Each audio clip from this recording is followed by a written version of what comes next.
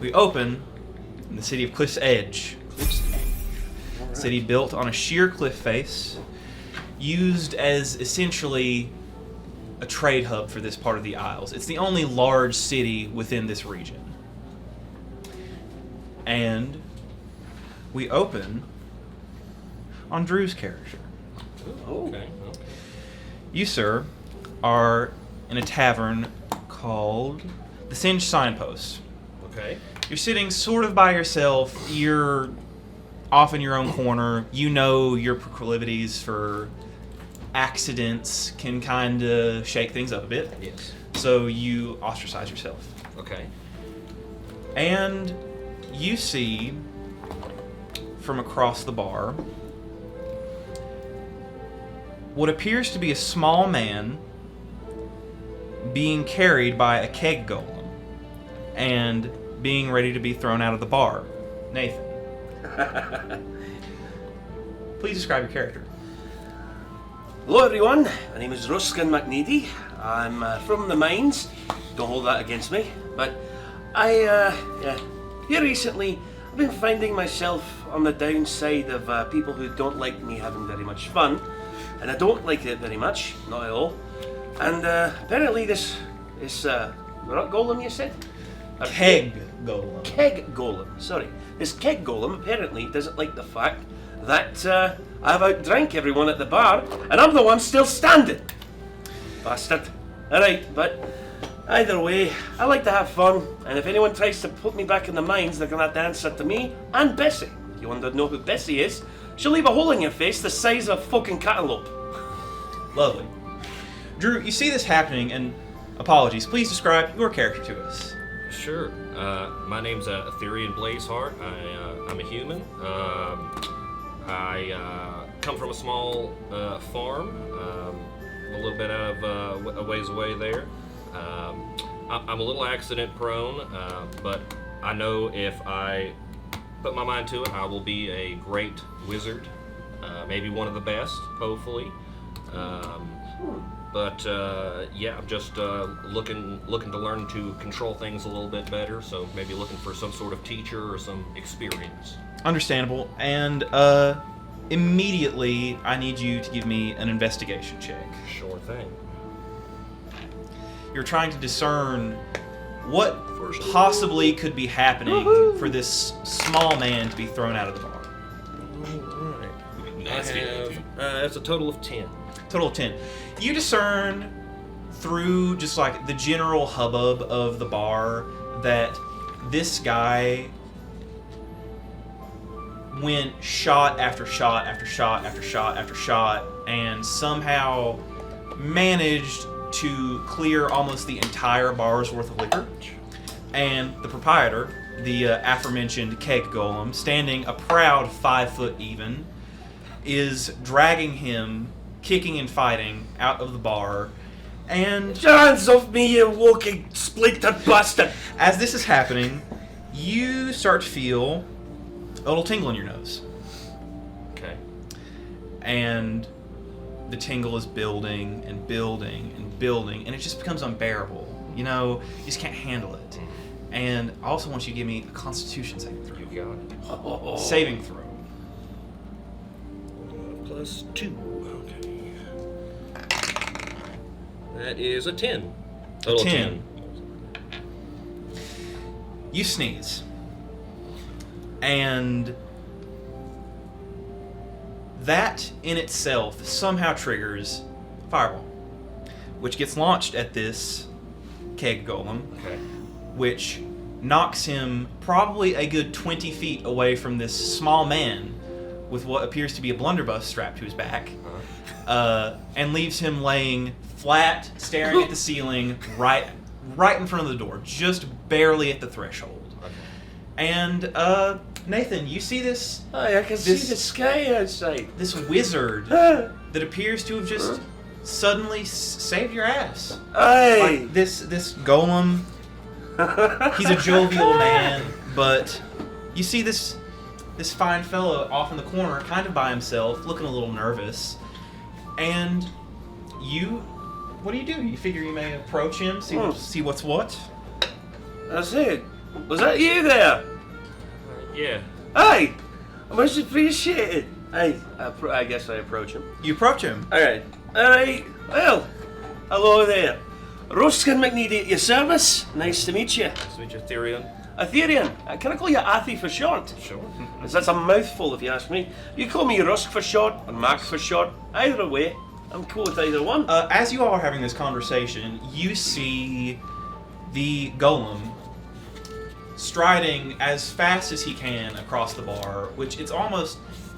His stride isn't very long, obviously, as he's only 5 foot tall. So you see this very small barrel walking towards you as fast as it can. Like it is booking it across this tavern. That's shite.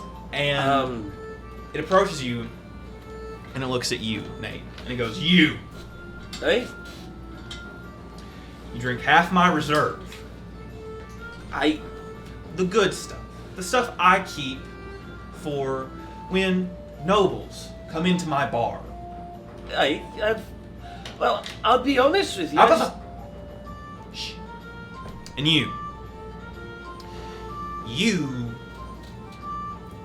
burnt my beard off. Yeah. Which is hard considering You had a beard? my beard was made of wood. As I am a that kid, makes sense. obviously. I want both of you to pay your tab and leave. I can do that. Yeah. Alright, Yeah. If you pay, you'll be welcome back. But you are a different story.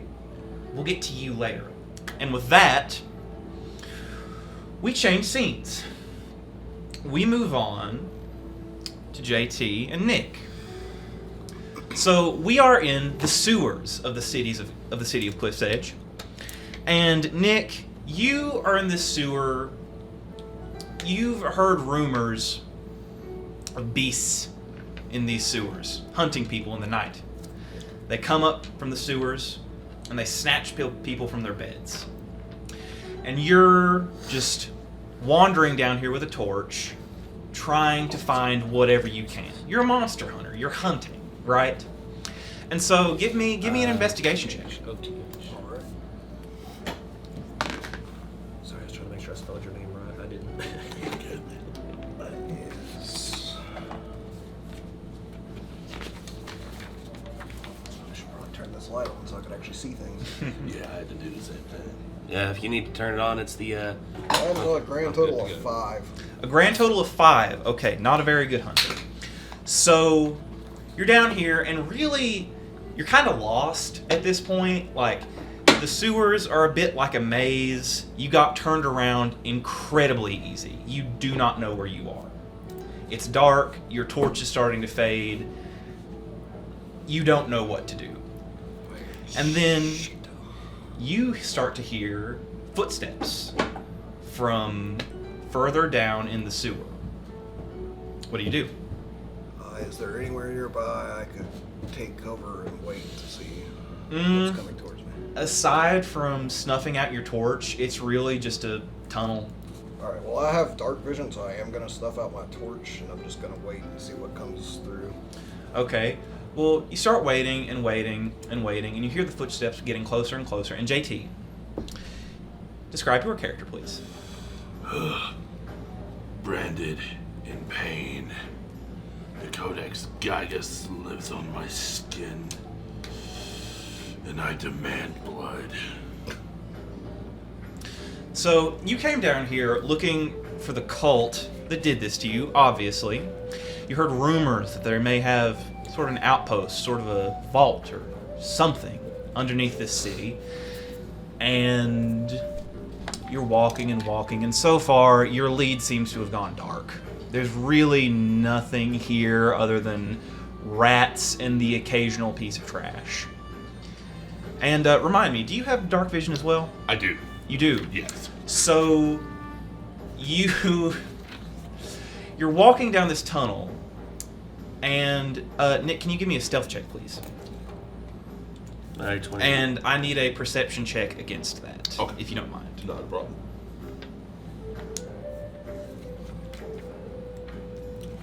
make stealth checks at disadvantage due to that chainmail.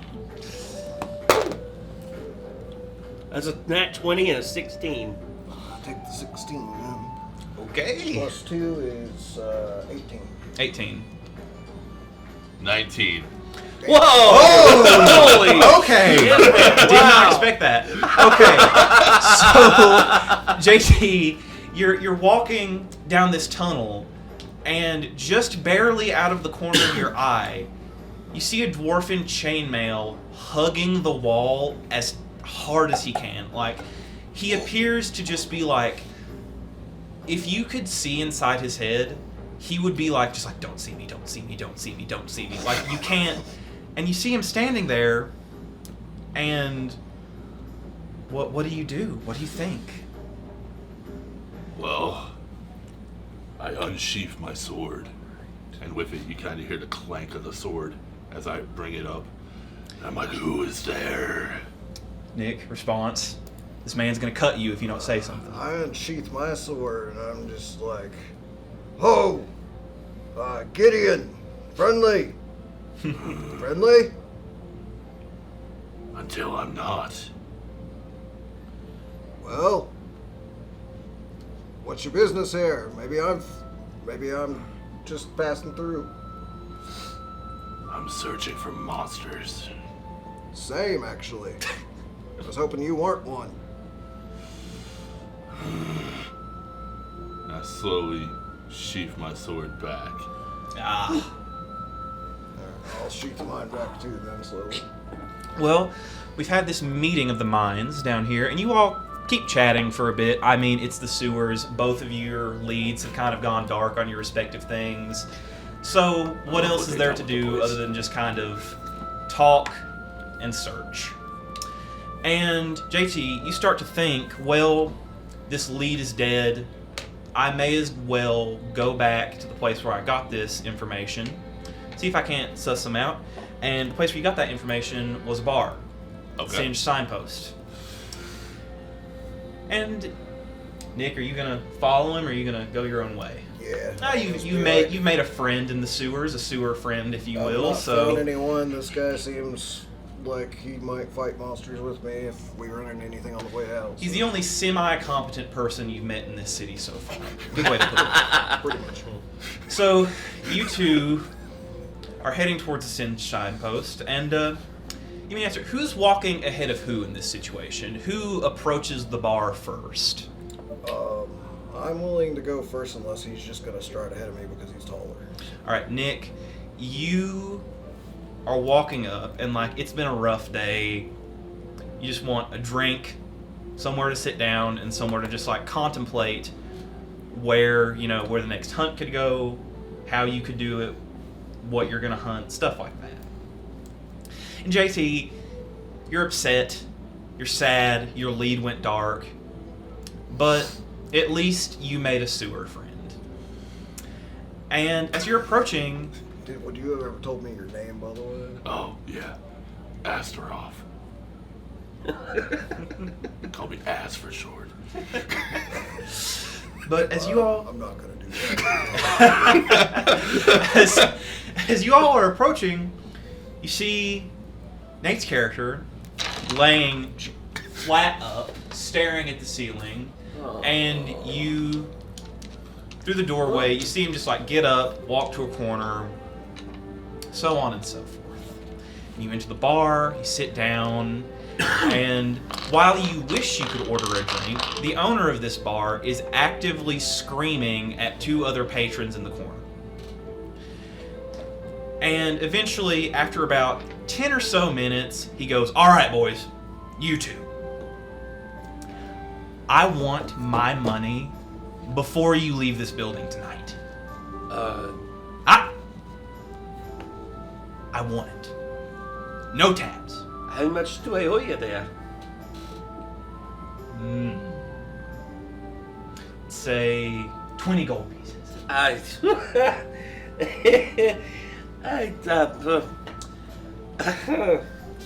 Reaches nervously into my pouch to see what I've got. It's like, No drawing a blank, are we? not drawing a blank, just seeing what all I have here because I'm so well off. One moment, please. Sure. You. Yeah. You owe a lot less. Okay. I'm willing to let you slide because you're not him. Thank you. I'm so sorry. You better pay me. And then he walks off towards these two new people who walked in the bar, their new patrons to serve. How much did I owe you? Let's say 2 gold pieces. You had 3 drinks. That's not a lot. Anyways. What's the payment for the beer as well, I believe? Right, there's also that to factor in. Let's tack Sorry, on. my throat. Thank you for reminding me. Fuck me. 5 gold pieces added onto that. So 7 as a total. Yeah, I got you. Okay. I want a nice new mahogany beer. That old one. Like I Plot. say, you look good with the beer there, man. I'm being truthful with you. Besides, it's not every day that you experience something like that where you have an instant trimming and it's an improvement. Give me a dexterity saving throw.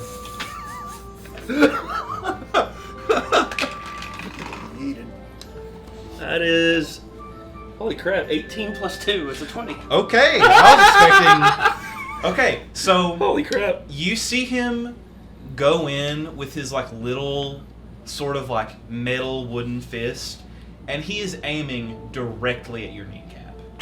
He is going to break your legs, and he swings, and you just effortlessly just out of the way, and he goes, "Okay, you are lucky," and he walks off. He goes, "I'm done with this for now."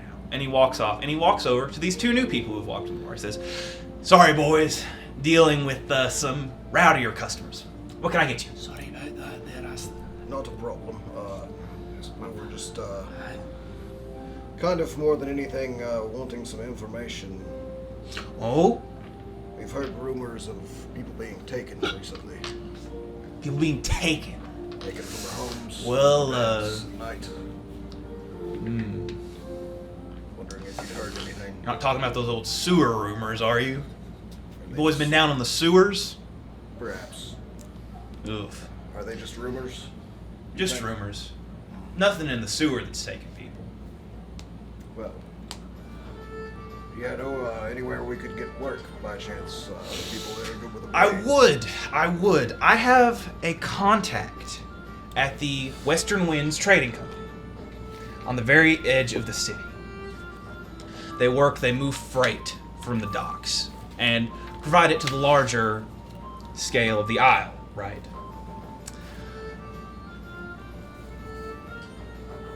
Now, I don't know about just you boys, if you could do it, but either of you give me a charisma check. Oh, heck yeah. Like to dial up the charisma there, huh? I got a +4 in charisma. Oi, shit. Lucky you there. I'm gonna need every bit of it, too. That's a 7. 13. 13. You're lucky.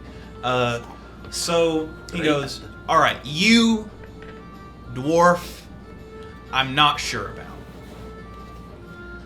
You're weird. Don't like you. You're okay.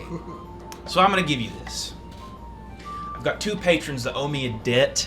I really think they can't pay."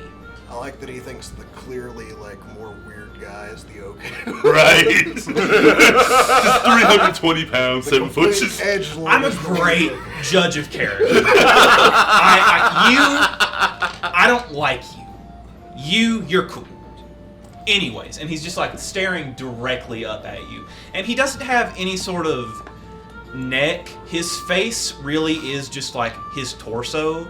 So he's angled entirely straight up to look at you. So he's like, "Okay, so I've got 2 patrons have a debt they can't pay. So here's what's gonna happen. I'm going to transfer these boys' debt to you because I really don't feel like dealing with them anymore. One burnt my beard off, which is hard, considering I'm, what I am. And you can tag along too, I guess. Boys! And he looks over directly at you two, and he goes, I say he was going to transfer debt to us. you. Yeah? And Who are these two? How's this fair? He's your boss now. he's my boss? God, I like him. For God's like all the 7 hells, he's massive. Look at him. Yep. And you owe him 20 gold pieces. I was gonna say, can you even see the top of his head? I have to really work to do that. I have to stand kind of at least 4 feet away from him to look him in the eye. And you. Criminy. He's also your boss. You just be nice to him. He doesn't know what he's doing. But you. Hey. Your debt is his now. He owes you 20 gold pieces. He owes what? You 7. So, here's what's gonna happen. I'm gonna be nice. Don't talk. You don't talk in my ball. That's a ground rule I'm already learning. Good, we're learning. So here's what's gonna happen. He is going to meet my friend over at the Western Winds Trading Company. Edge of town. Big building, you can't miss it. And you two boys are gonna help him do whatever the hell that company wants you to do. Do you understand? I have a lot of friends in this city. A lot of friends. I'm a golem. I've been around here at least 150 years.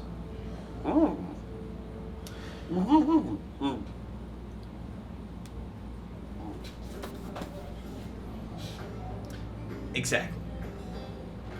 So all I'm saying is, I'm going to talk to you, since Numbskull over here finally got the message.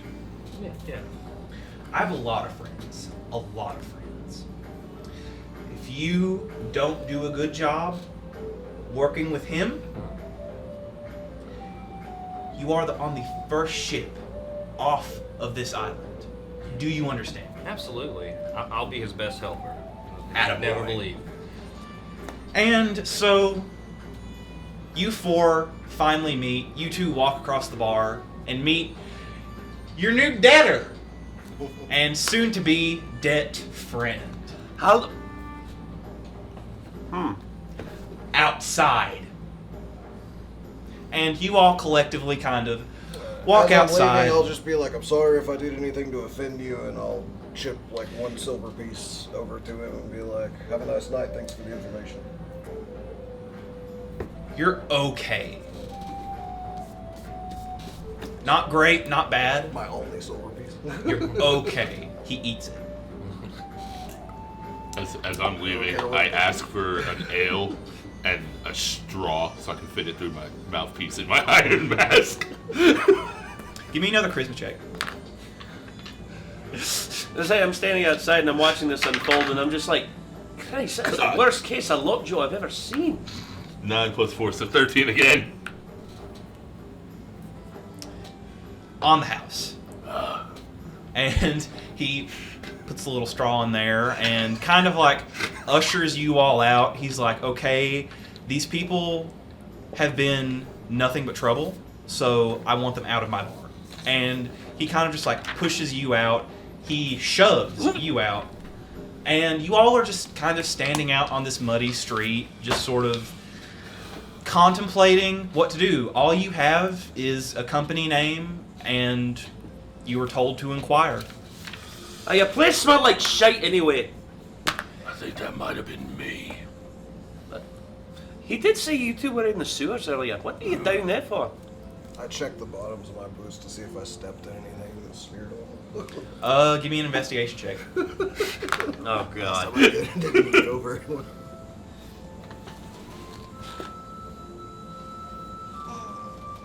I'd say 9 this time. 9. I mean, aside from like the general stuff from the sewer, like the grossness of that, there's really nothing interesting on your boots. It's just like mud rat shit, the various things that a monster hunter runs into. I kind of scraped them on the cobblestones a bit anyways.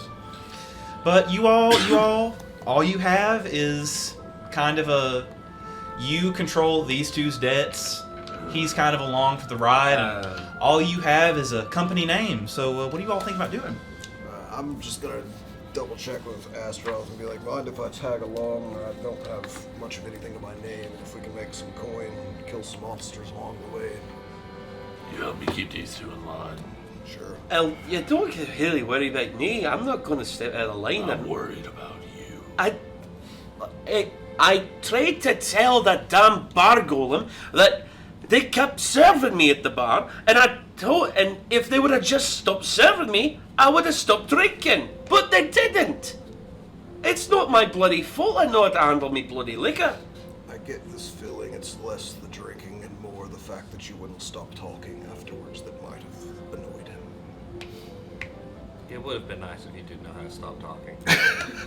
And with that, I will relent, and I will say, I did not mean to mention the beard thing. That was on me. I 100% admit fault on that. But you can't just keep serving me drinks. I'm just gonna keep drinking. Well, you're not tonight. And with that, Aye. you all set off towards kind of the port area of the city, and you come across this large red building with a huge sign that says the Western Winds Trading Company, LLC. And you kind of get the vibe that, like, I didn't really get to describe it. this is more... this part of the operation is more administrative than anything. This is, like, where the receipts are kept, where, like, not a lot of heavy cargo is moved. Okay. And you all step in, and you're in this little waiting area, and the young elvish man sitting at the counter goes, "Can I help you, boys?" We were sent here by the barkeeper down at the Singe Tavern. Oh, him. Okay, you're important. Yeah. I'll call my boss. And he gets up and kind of runs out. And he comes back after about 10-20 minutes with quite possibly the oldest gnome you've ever seen. Like, full cane, like his back sort of Curved. like a rainbow almost. Oh, God. And his beard is almost as long as he is. And he goes, "Who are you? And why did Marius send you? Because if Marius sent you, then you can probably do something for me, which I need stuff done." His name was Marius. I thought you'd have a weirder name like that, like Berylus or... Hey, I, maybe don't be so prejudiced. I'm not being prejudiced, it's just... Like, Give me a charisma saving throw. alright. -1. This man is looking at you with hate in his eyes. 7 minus 1, 6. Fuck. I get the weird feeling that I'm not gonna like you. I get that. Flat out. I get that a lot. Figured you did. I'll just kind of step around him and just be like, we are here to do things. You're here to do things. What do you need Oh, done? I'll We can say do yes. things. Awesome. Okay. That's what my character Who's looks in charge here? Who's in charge? Nice. That'd be me. like. You. Yes. If you can hear him through the helmet. Barely. Ah, Anyways. Follow me to my office, boys. We have some business to discuss. Because I have a job that certainly needs doing. And you all follow him through this labyrinth of corridors and filing cabinets and just everything that makes a business run. 9 hells, how do you keep track of anything in here? They have a system. My own personal system. It was made by my dearest brother Dewey. Do we? Aye. Dewey. He loved decimals. Anyways. You all eventually reach this office, and he sits in his chair, and he pumps it up to be like full eye height with you. 7 feet. And he looks at you in the eyes and goes, "All right. What are you boys know about the Army of the Dead? I've heard stories about how they basically are just a gigantic homogenous thing that just roams lands and takes whatever they want and literally convert anyone they want over to being monstrosities. Not Sort of sure right. if there's something I would have like done any research on or not. Anyone in the party who wants to can give me like a history check or an intelligence check, whichever you have a higher modifier for. History plus 5, so that is 19 plus 5, so 19. 24. So, I'm just gonna record Nate, next time. you know a bit more about the army than you're kind of letting on. So you know that the army essentially is an occupying force for a vast majority of this like continent-sized island, and you know that they're a big problem. Mine was a 10. So. 10. You know the rumors you've heard, like essentially like the street talk that most people would know about the army. Mine was 13. 13. Yeah. You know basically about the same. About the same. I didn't roll. I don't know much about them, but I would like to see them, like from a distance. But like I would like to see them. So Okay. Well, Nate, you know that essentially to the average peasant working in Cliff's Edge on the docks and like maybe the most rugged of frontiersmen, the army is almost like this boogeyman that everyone knows they're there, but they avoid them so much that they're hardly ever laid eyes upon. There are very few people who have like gone deep into military territory and lived to tell the tale. That's all you know. And so All right. he looks up and he goes, so the army, they're a big problem. Big problem.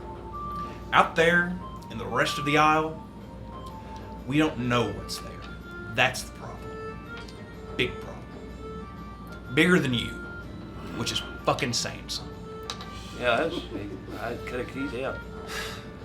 Also, we got another problem. Right. In the other Isles, there's a bit of an illness going around. Plague. Right. Bad. So, essentially, I happen to know something. I have a few old contacts, a few old frontiersmen who I know who have given me information that the army not only hoards materials, they also hoard things like gold. Things like gold, things like textbooks, alchemical substances, things that make your eyes glimmer. Where those things are, we don't know.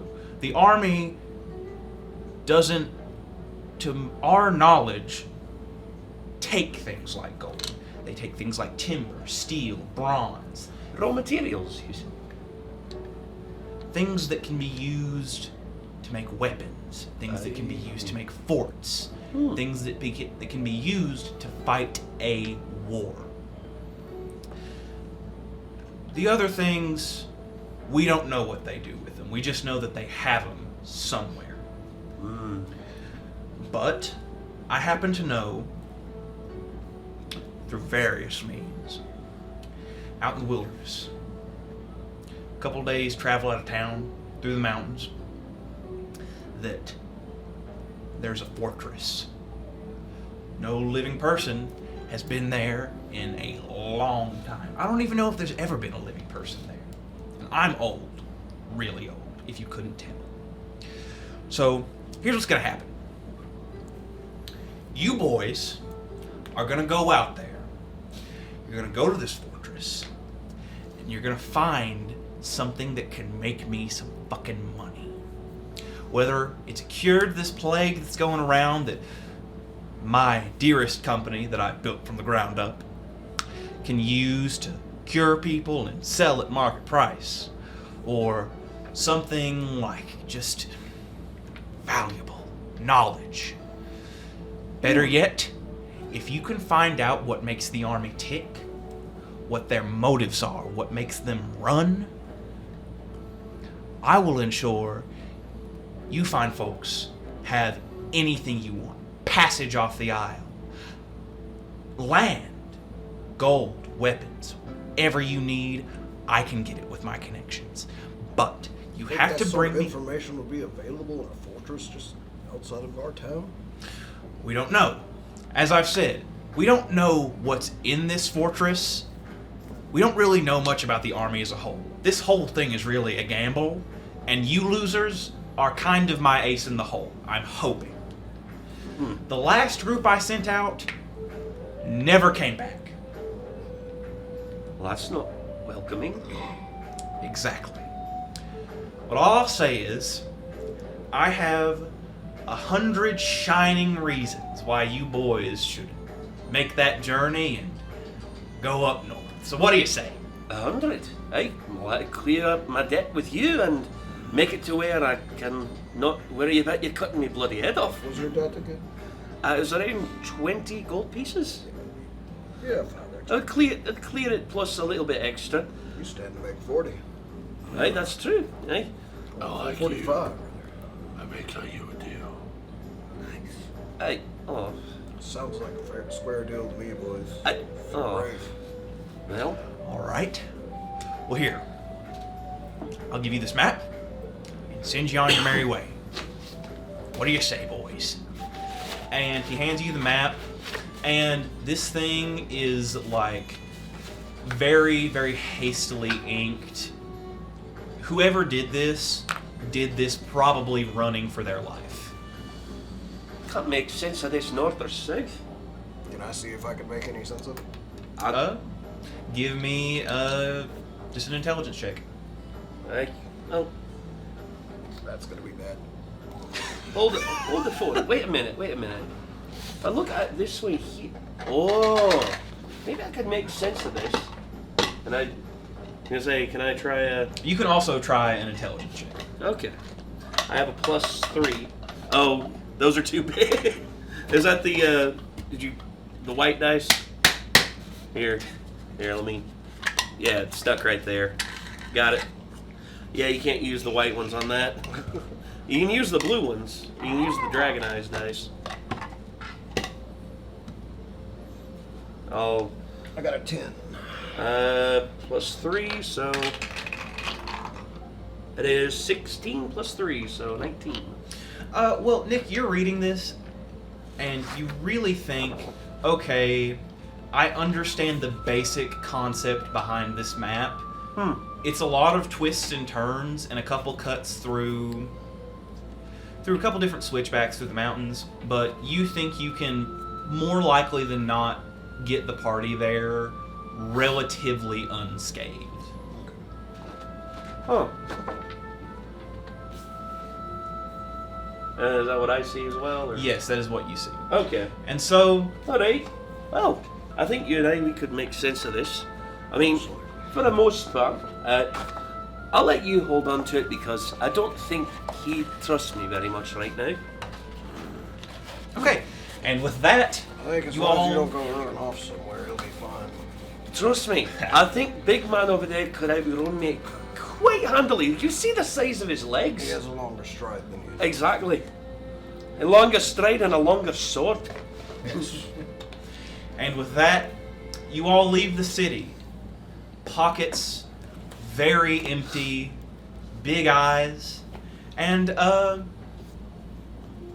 know what? To determine the speed of this journey, let's give everyone make me either a Constitution roll or a Dexterity roll to see how well you either hold up against the elements or how fast you can move.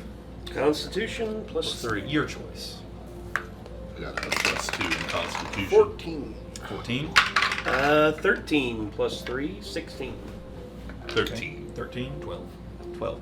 All above 10. 10 was the goal there. It was a collective check. Nice. So you all are making pretty good time, like just on your feet. Like you have managed to cover about a quarter of the map in 2 days, Hey? which for on foot, pretty good through rough, snowy mountains. Like I say, with him on my ass, of course we can make good time. And you know what, Drew, give me a perception check as you're walking along the road. Sure. +2 there. That is a total of 19. 19. Okay, so you are walking through this kind of like snowy valley. It's sort of a bottleneck almost, and you get this spine tingle in the back of your brain. You should not be here. This is a place where you do not need to be, and you need to get out as fast as you can. Because if you don't, something bad is going to happen. Whether you like it or not. Athy, what's wrong there, man? I don't know, man. I feel really bad. We need to go. Like, Athy, what are you talking about? I don't know. I'm just something's wrong. I don't know why. But we need to go. We need to What's are you hearing like saying here, man? Go which way? Back? back. Back either around something. We need to be not here. And I also need you fine gentlemen to roll me a collective luck check. Luck? DC 15. Oh, It's just shit. just a flat 20. Flat, just roll. For 20. Natural 20? That's a I'm not joking. Okay. 14. 12. 12, 8. 8. A natural fucking 20 on that. Ooh. Holy Ooh. God. Okay. First 20 of Woo! the campaign. Oh. So Holy hell. you are walking through here, and you see out of the corner of your eye a hand sticking up from a snowbank. Hey. What do you do? It seems to be a half-rotted hand. A couple of the fingers are missing all their flesh. Oh no. Boss, I think we may have a problem here. There's a hand on the bank there. Not sure if that's someone dead or it could be something worse, potentially the undead. But And you start to see, kind of throughout the valley, there are a couple different spots of snow that are starting to like almost rumble, like they're shifting, like something is trying to get out of the snowbank. oh shit. And you all see 4 undead soldiers pop up out of the snow, screaming as loud as they can.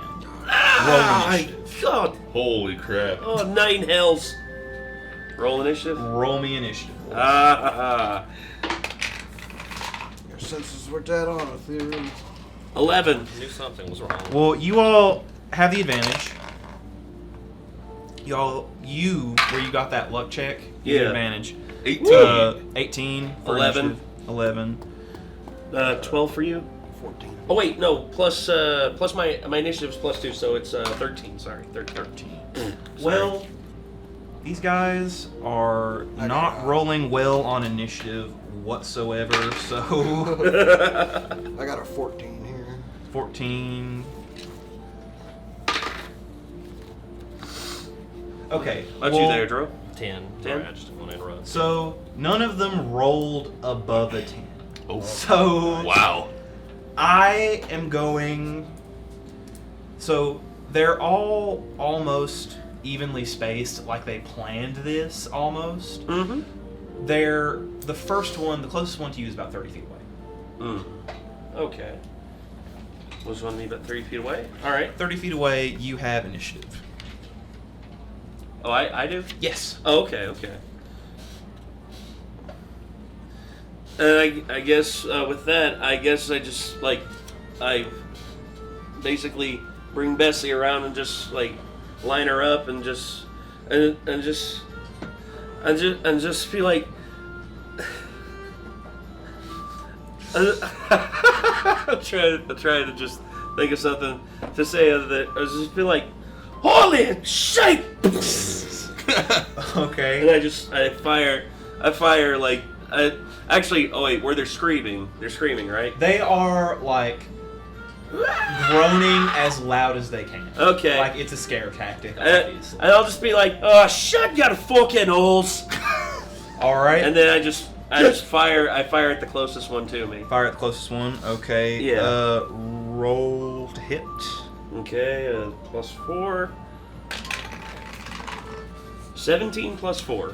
That does not hit. You fire at this thing, and the bullet buries itself in its chest, and it does not look like it is bothered in the slightest. Oh, shite. And who had next initiative? I believe you. Yes. Okay. Do you have my other page for the character sheet? I do not believe so. Did I only hand you the one? I can't remember. I might have, and I just lost it. One sec. I do not have any other Okay. paper over here. No worries. I must have it in this stack. I apologize. Oh no, you're all good. You're all good. If not, I just have my cantrips on D&D Beyond, so it's Nate, all good. you almost had it. I will tell you, they have an AC of 18. Oh. 18? This is meant to be. I hit a Fresh 21. hits. You had a 21 to, Yeah. to hit? Yeah. Because it was 17 plus 4. 21. Oh, plus 4. Okay. Yeah, 17 plus 4 is 21. I'm an idiot. Okay, I'm so sorry. But, okay, roll damage. Yeah, I didn't hear you Shit, say that was +4. 100% Oh, sorry, my bad. sorry, yeah. I thought it was 17 total. I thought So- it was, too. Yeah, I hit a 17 on the roll of 17 plus 4 on Bessie, so. Yeah. Okay, yeah. Yeah, okay. I heard you say more than that, so I was like, holy shit, these guys are going to be hard to hit. Right? That's what I was like. 17 plus 4, 20. Okay, so it's a D8. D8 plus 2. That is 7 plus 2, 9. 9. 7 plus 2, 9. Okay. Yeah, 9. So, you, rewinding the clock a minute, Oop, sorry. going back, you fire this thing, and you blow its left hand off.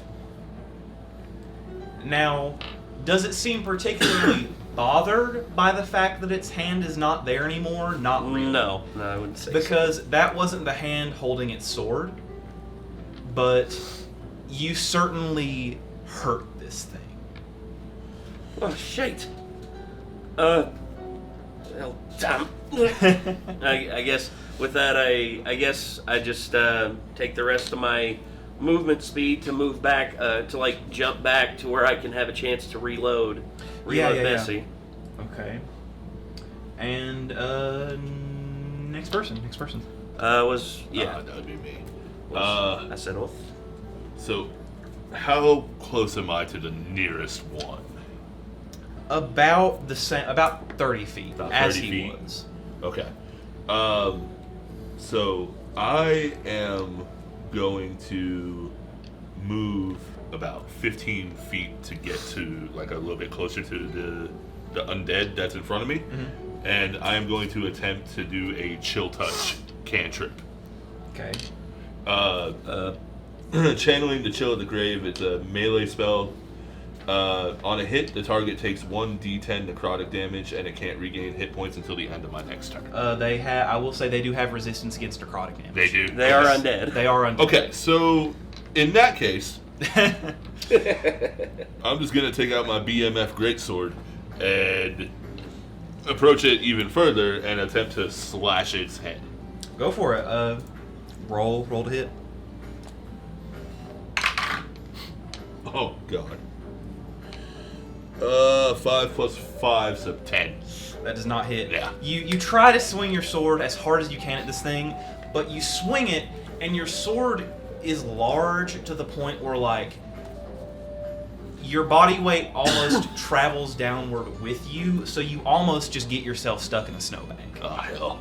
And this thing is still like, as loud as it can in front of you. So, and who had next highest?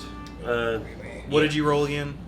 It was a 14. Okay, yeah. You all rolled higher than them, so don't worry about it. Oh. They did not roll good.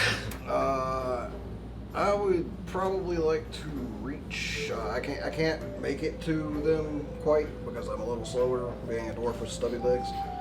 So I would like to reach quickly into my pocket and take out one of my flasks of holy water and try to line it up and yeet it at the nearest one. Rolls hit. attack, I guess would be with plus dex.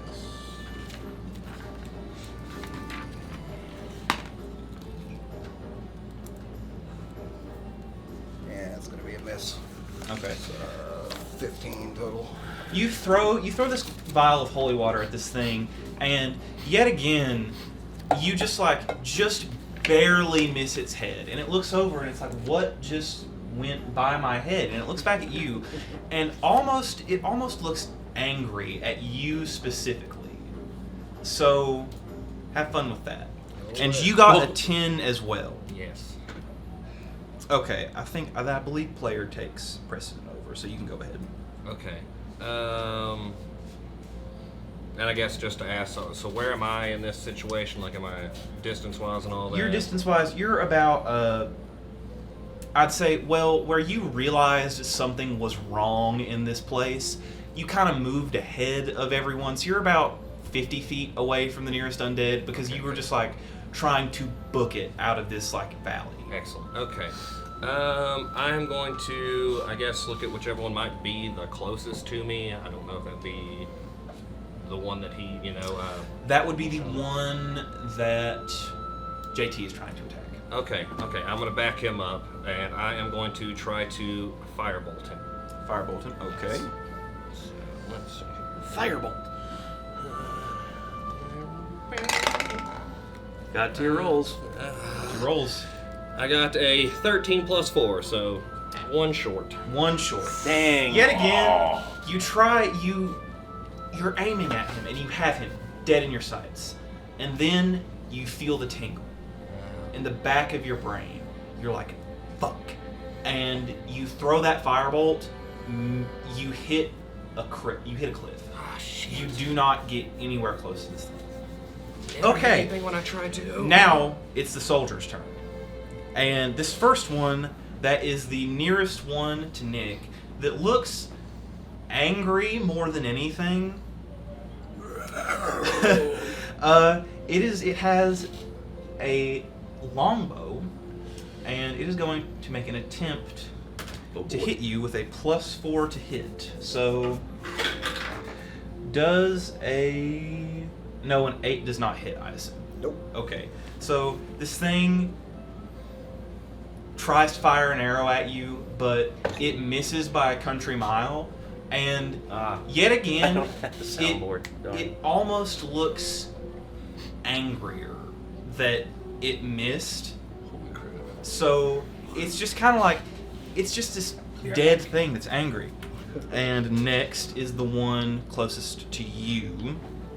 Going to roll, try to use his, he's going to move in, and he's going to try Life Drain.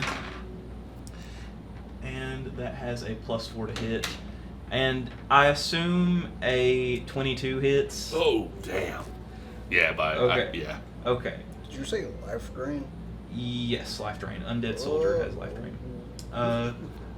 So, where is my d6? It is going to take 1d6 plus 2 necrotic damage.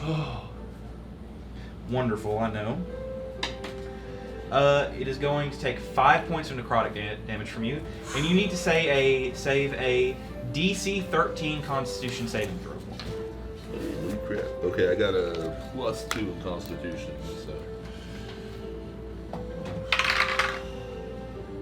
18 plus 2, so 20. 18 plus 2. Okay, so yeah, that works. Woo. And this thing runs up to you, and it's looking up at you. You're way taller than it is. But it takes its hand, and it just like shoves it as hard as it can onto your chest. And you can almost feel the skin rot just from how like malignant and hateful this thing is. And it's going to do that, and then the next one that Nate shot is going to roll. It's going to move in on Nate because it has 30 feet of speed. So no, it can't move in on you. But how's this for the sound effect for him? That works great. Also the bow missing. That's awesome. Okay, so this one, while If you not wanted to close. change the TV music to something more combat oriented, Oh, feel free, right, by the right, way. Or get music over here. You can... I forget that I have Either this. Yeah. Takes a little bit of getting used to, but it's pretty fun once you do. Yeah. Here, I'm gonna say, I got some good like music we can use for it. Let's see.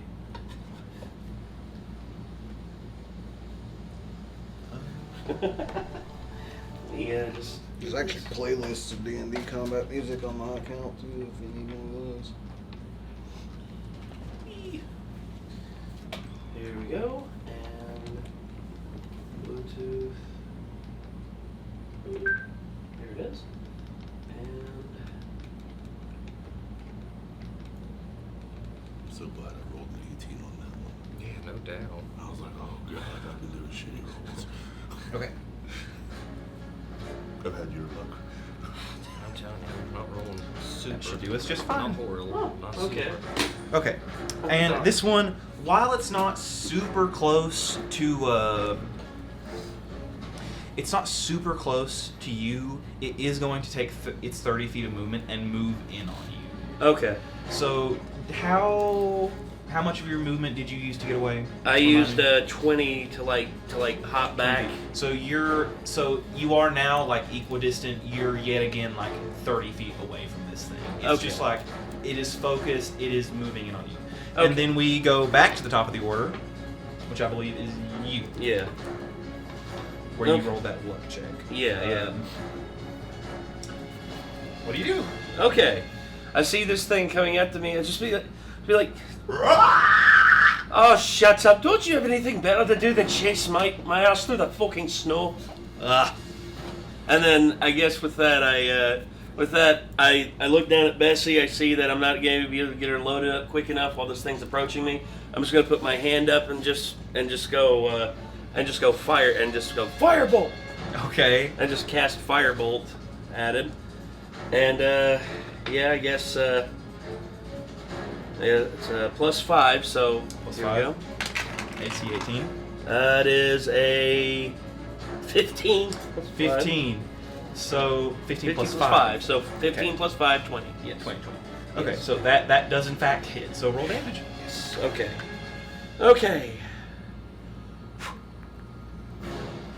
Please do good damage. 9. 9. Yeah, 9 damage. So 9 damage. nice. Yet again, 9 damage. Oh really? Oh yeah, it was 9 last time. 9. Freaking yoga hoses. Okay. That's what happened during the Mighty Nine campaign. That's why they named it that. Oh, really? That's cool. Because they kept rolling nines. So that is, are you going to take any more of your movement to move away or just kind of stand your ground against this thing that is approaching you? I am, let's see. I'm probably going to.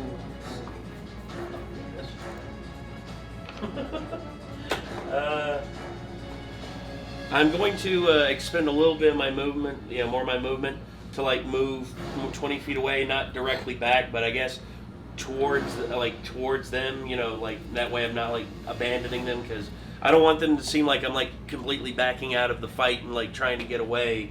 I'm instead like going in circles and like keeping like Making sure nothing else is about to pop out of the snow. exact, making sure, and I'm also like keeping eyes on like all the other like undead that's out there, just like not trying to like get in their vicinity to where they'll be able to attack me easier. I'm just Wonderful. yeah. Okay. Yeah. Wonderful. And I believe JT, you are next in the order.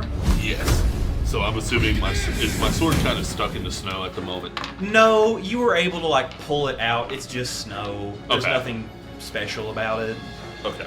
So since I failed with the great sword the first time, I'm gonna bring it up again, and I'm gonna attempt to do a slash into his torso. this time. Yet again, AC 18. Come on, man. Just short. 16. Damn. 16. Okay. Well, yet again, you try to swing at this thing, and this time, it barely grazes it. Like, you just barely nick its armor, and it's looking at you yet again just intent. Its hand is still near to your chest, like it's almost going to go in for another round. And with that, I believe we go over to Nick. Actually, real quick, can I use a bonus action Of for course. a lay on hands on myself? I have a pool of 5, so I'm gonna regain 3 hit points. Okay, we're getting 3 hit points, so that's... So that puts me back up to 12. Yes. So, should those That be puts the used? ambiance way better. Thank you, man. Alright. Alright, if I'm guessing right, like, where he kind of fell back at first, that one probably ran closer to us, and so it's like chasing him around. Would it be like within 30 feet of me now? It would be within 30 feet. Okay, so seeing it's chasing him around, I'm gonna go and try to get between it and him, like, or at least, you know, get in melee combat with it and try to take a swing at it with my rapier. Alright. +4.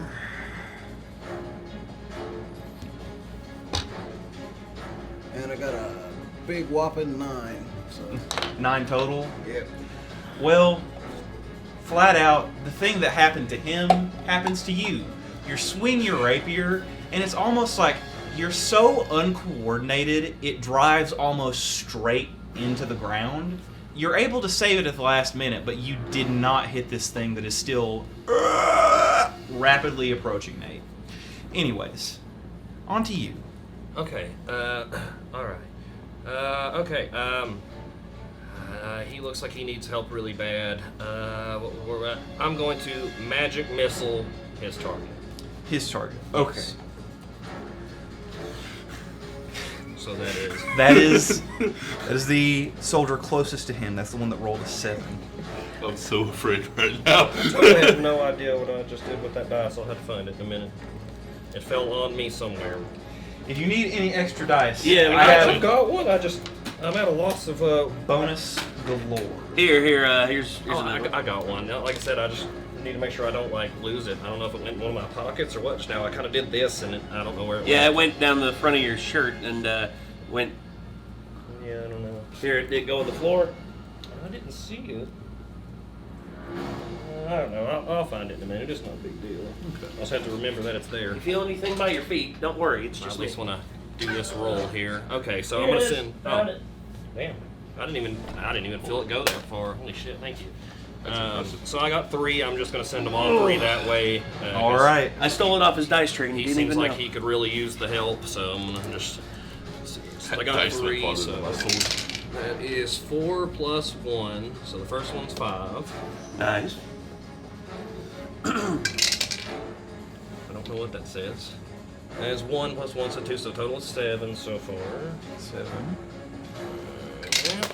Well, okay, that'll work. And 2 plus, so a total of 10. Total 10 damage. Okay. So you hit this thing. You send out your magic missile, and you hit this thing square in the chest 3 times, and it looks like that was a considerable amount of damage for it, and it did not expect that to happen because it's been so dead focused, like with its hand straight up to his chest. So you definitely marked this thing. Excellent. Okay, now top of the soldier order. That would be the one nearest to Nick, and it is going to take a. It's going to attack with its longbow, and is going to try to shoot at JT. It rolled an 18. We have disadvantage since I'm in I melee have it. combat with it. Ooh. You know what? Yeah, it would have disadvantage. Thank you. That's true. Good point out. Good point out. And it only rolled a 10 to hit. So that does not hit. Okay, There you yet go. again, this thing draws its longbow and just completely misses. Like it, not within a country mile. And on to the next soldier, which is the one closest to you with its hand, like it was shocked by the missiles, but now it's back on task. It's ready to go again. And it is going to take a multi-attack and attack with its longsword that it so far had holstered in its belt, and it is also going to try to use life drain. So a longsword attack does not hit, is all I will say. And The life drain does in fact hit. It rolled a 19 plus Oh my a God. 19 plus 4. And so it tries to like it almost tries to like cut your throat where you're standing, and it does not get past your mask is the thing. Like sparks fly directly off of your face. And so realizing it just failed catastrophically, yet again it reaches up with its hand and it is going to do yet again 1d6 plus 2, so it does 6 damage against you. And that, moving on, we're on the one closest to Nate. And it is going to just roll. It's going to move in and it's going to roll to use its longsword. And it hits does a 16 hit? Yes. Okay, so it reaches up with its longsword and 1d8. Okay. An 8. An 8 plus 2, so it does 10 damage to you. Oh God! Oh. So this thing swings at you, and it buries its sword in your shoulder. Like you can feel it God! active, Nine hells, man! and it drags it back out. It's like it's trying to make you feel its pain. Aye. And then there's the other one that really hasn't done much so far. That is going to take its bow, and it's gonna try to shoot Nick. It doesn't shoot Nick. It takes out its bow, and the arrow falls out of its nock. And it just looks down, and it looks almost saddened by this. And now we're back to the top of the order. Nate. It rolled a 1. It rolled a 3. Okay. So not there, but pretty damn close. Oh gosh. Okay. Master off might be dying. All right. Frostbite dying too. I thought I'd moved enough out of range where it wouldn't hit me, but I guess. No, it used its full speed, I think. Okay. Yeah, I did. Okay. Cool. So, I guess with that, let's see. Yeah. Well, this isn't how I wanted to go, but let's say fighting an undead in the middle of the frozen tundra. Yeah, this really isn't the way I wanted to go. But I guess with that, I'm going to. I guess just like, well, I'm going down. I'm taking your bloody undead arse with me, and I'm going to cast Tasha's Caustic Brew, and just like try to dash this thing with it. Unload on it. Okay. Yeah, and basically try to guarantee it's going to try and kill this thing. Got it. All right, so Big money, big money. plus I will say this thing plus 3 is to hit. down to under half health. You all have focused on this one enough to where like it's starting to actively look rough. 16 plus 3, 19. Lovely. That one Yes, over. thank Lovely. God. Oh my God! Woo! All All right. right, roll me some damage. So it's 2d4. So that is 4 4.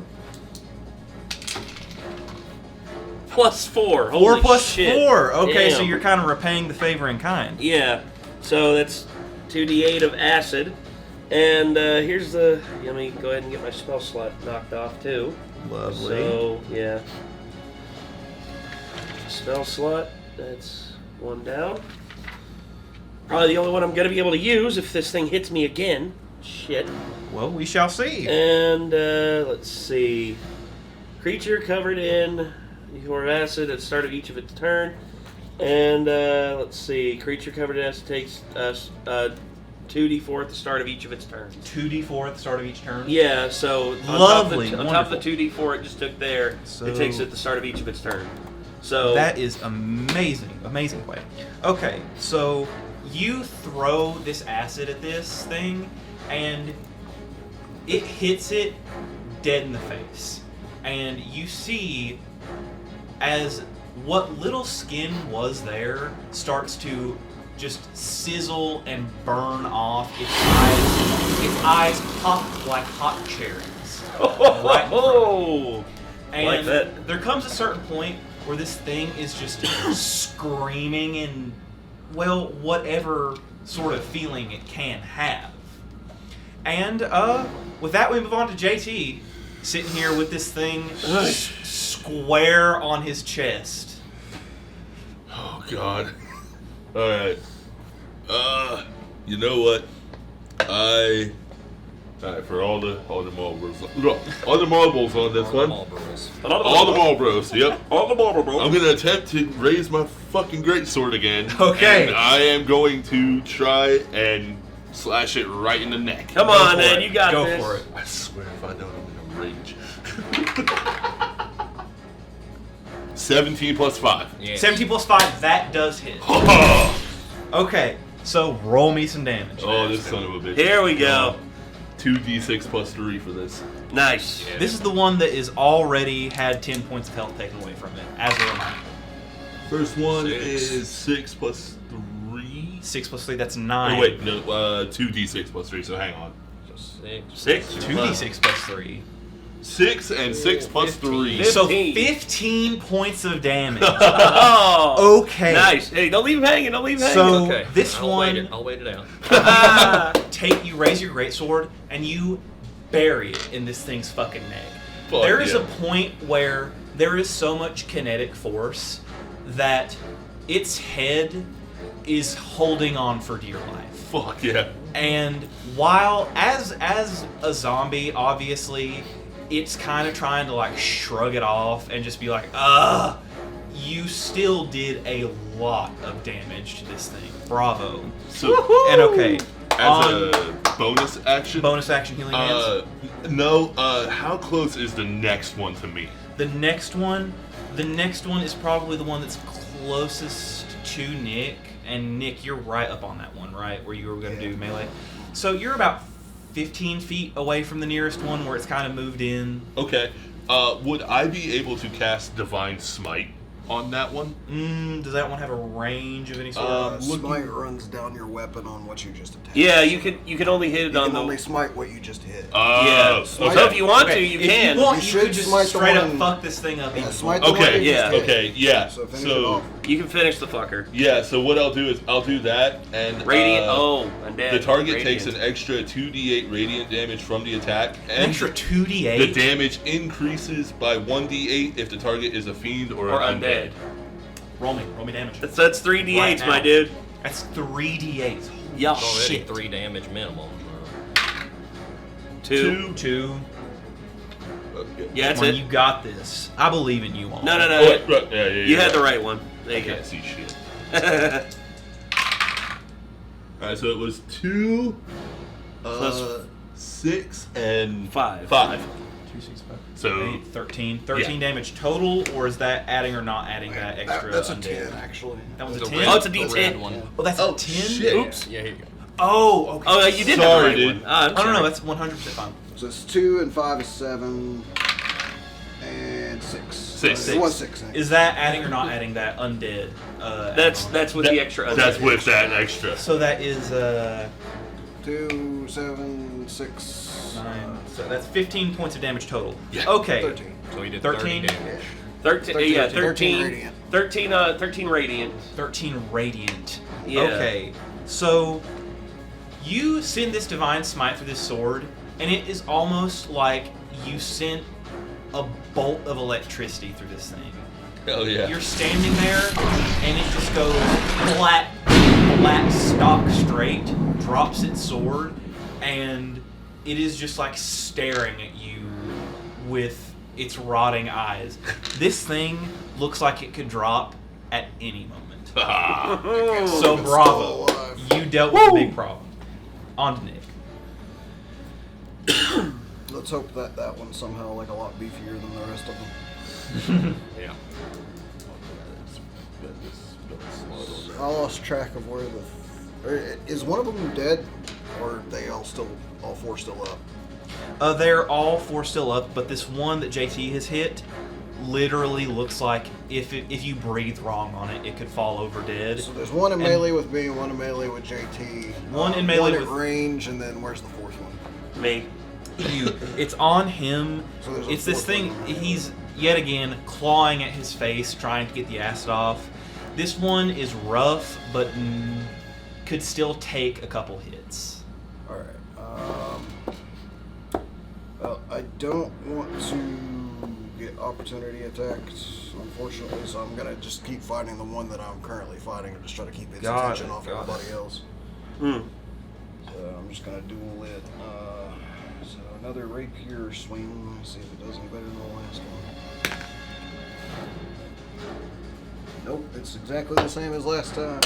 Damn. Oh, it's exactly the same as last time. You try to swing your blade at this thing, and just it dodges out of the way. It's like it can see what's coming because it sees you lift your rapier out of the snow, and it's like, oh shit, he's gonna go again. So he's just like, and onto you, standing yet still at the edge of this valley, like watching your teammates get accosted. Oh, man. There's this one that's like, JT's sword is still actively buried in its neck. There's one screaming in pain in front of Nate. And then there's one just kind of staring at Nick, dumbfounded. And then there's one off in a corner with a bow, just kind of standing at the ready.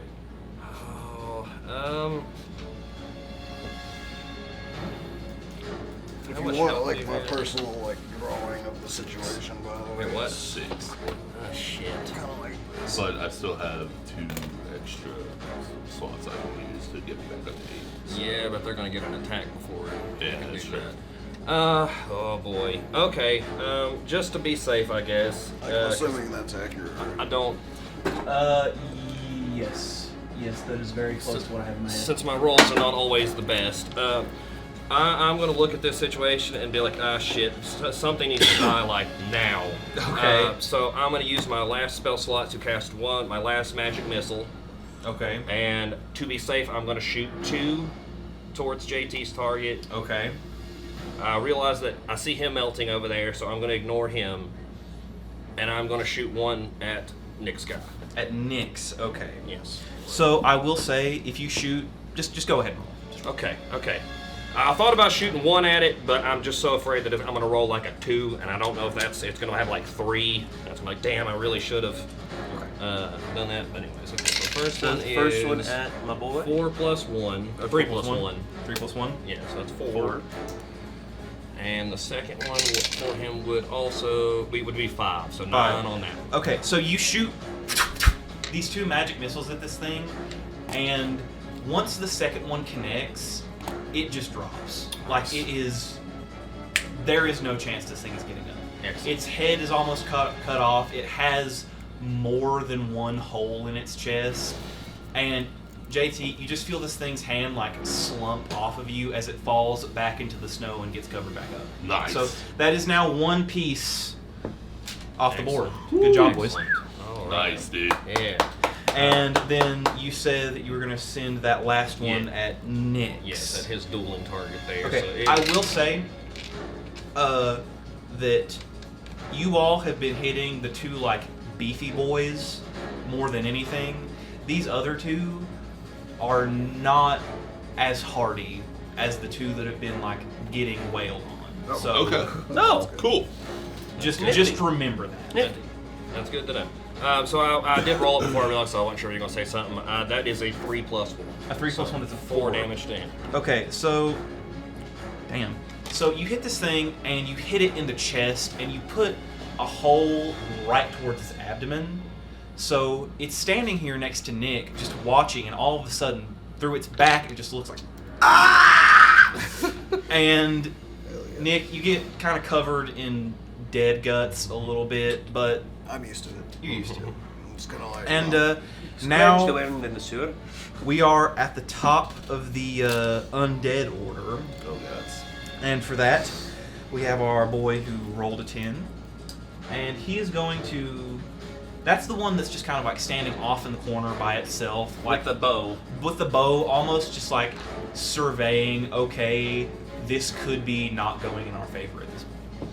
And it's going to take its bow, its short bow, and it is going to try to hit JT. They want you bad. I can tell. And He is the leader. it has a +5 to an attack roll. That is a 19 to hit. Oh my god, really? Damn. That is a 19 to hit, yes. I have 18 every single time it's been Okay. 19. Damn, So, dog. 1d6 plus 3. 7. Is that enough? Just enough to drop him. Damn. Okay, so this thing knocks its bow, and it realizes that you are probably one of the more bad off people in this situation, just through critical thinking. And it sees you, and it plants an arrow right in your chest, and you go down in the snow. Ugh. And we enter our first set of death saving throws here in a minute, which is going to be fun. But then we have this other one that's the one that you hit with the magic missile that's right next to you. It is going to take its short sword and just try to like stab directly at you. Alrighty. And it does a 15 hit. Nope. Okay, so this thing tries to stab you, and your armor, it just kind of like, it just goes straight off it. And there we go. And the beefy boy that is sitting next to Nate takes his acid damage. So roll me acid damage, please. Okay. That is 2d4. God almighty. 2 2. and 2 and 2, so 2 and 2. 4 damage. All right. So this thing's face is just melting off. It's and it's standing there, and in what appears to be a moment of pure clarity, it looks at you, and it is going to take its longsword. Well, no, it's not. It's going to take its hand directly like the other one did with JT.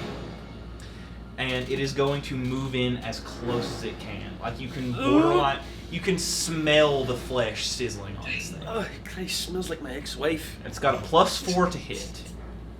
+4 to hit. It rolled a nat 1. Holy God! So Oh, thank you. It goes in. Oh, sweet, merciful night, Fitting for nine no hells. eyes, at least. So. Holy It's just Christ. blind, so it's just it reaches in the direct opposite direction, and you can almost feel like this void forming around its hand. It gets like it's cold in these mountains, but it's a different kind of cold with that hand. So you hit it lucky. Ooh! And Considering I only got that- 1 health left. that is the come last on, of, dog. that is the last of that order. You are at the top. Okay. Well, with all that, I see that it's like turned away from, like it's turned. Completely looking. I won't even say looking, because it's kind of, it doesn't have eyes. So Yeah. it's just flailing in the opposite direction. Okay, so I am going to pull out Bessie. Okay. In this instance, I basically just like stuffed a shot down into it, and I basically aim it straight up at its head, Okay. and I'm going to try to fire and finish the job. Go for it. +4. +4 to hit. 19 plus 4. 19 plus 4. Yes! That's more than hits. Good job. Oh! Alright. D8 plus 2. 5 plus 2, 7. 5 + 2, 7. Okay, so yet again, you pack your shot and you're aiming right at it, and you hit it directly in the shoulder, and this thing actively like stumbles back, because yet again it can't see, so it's just like, fuck, where is he? And it doesn't go down, but that was a 7, right? Or Yeah, a 7. So this thing, yet again, it's almost like to where JT's was. Like, you can tell it is entering the final stages of its undeath. I just see this thing take the shot in the shoulder and still standing, and I'm just sitting there, I'm just like, what does it take to take you down, you fucking tree trunk? And moving on next in order with you. Yeah. So your death save. Give me a death saving throw. So I've never actually done a Roll death. D20. a flat D- D20. roll a and you flat need to D20. get 10, or you need to get above 10. You get Yeah. 2 death saving throws. If someone heals you, they stabilize you and you're fine. But if you fail twice, You're gone. you're dead. Isn't it 3 times? Right, 3 times. I Okay. apologize. So if you roll a 1, you get 2 automatic fails. Yeah. So if you get a 20, you So let's really hope you don't roll a 1. Yeah. Yeah, just No pressure or anything. no pressure. Oh, also, no. Ideally, roll above a 10. A Yeah. roll of a 10. And if you get a nat 20, that's 2 added to your life. So Also, you'll be automatically stabilized. I'm an idiot, so for the next session, I need to remember. I also have Fiendish Legacy because I'm a tiefling, Okay. which I had necrotic resistance. So had I thought about it, Okay. so Well, we're a bit too far ahead. that's why I Yeah, said. yeah. That's why I said. Remember, like, We're all For future like we reference. all have Yep. these moments, dude. It's that- okay. that's why I was like, I'll- next I'll- session. That's like I should have cast a guidance at the beginning of this, and all y'all would have had like +4 on your throws. And y'all would- 19. 19 to save. Okay, so you're laying bleeding out in the snow, and you almost start to feel like, okay, this can't be it. This is not how I am dying. In a snowbank, on a mountain that has no name, on a job that I got 2 days ago. This isn't how it's ending. And you're laying there, and you're kind of packing your wound a bit. So you're laying there, and you fucking are trying to stabilize yourself. And we move on to Nick.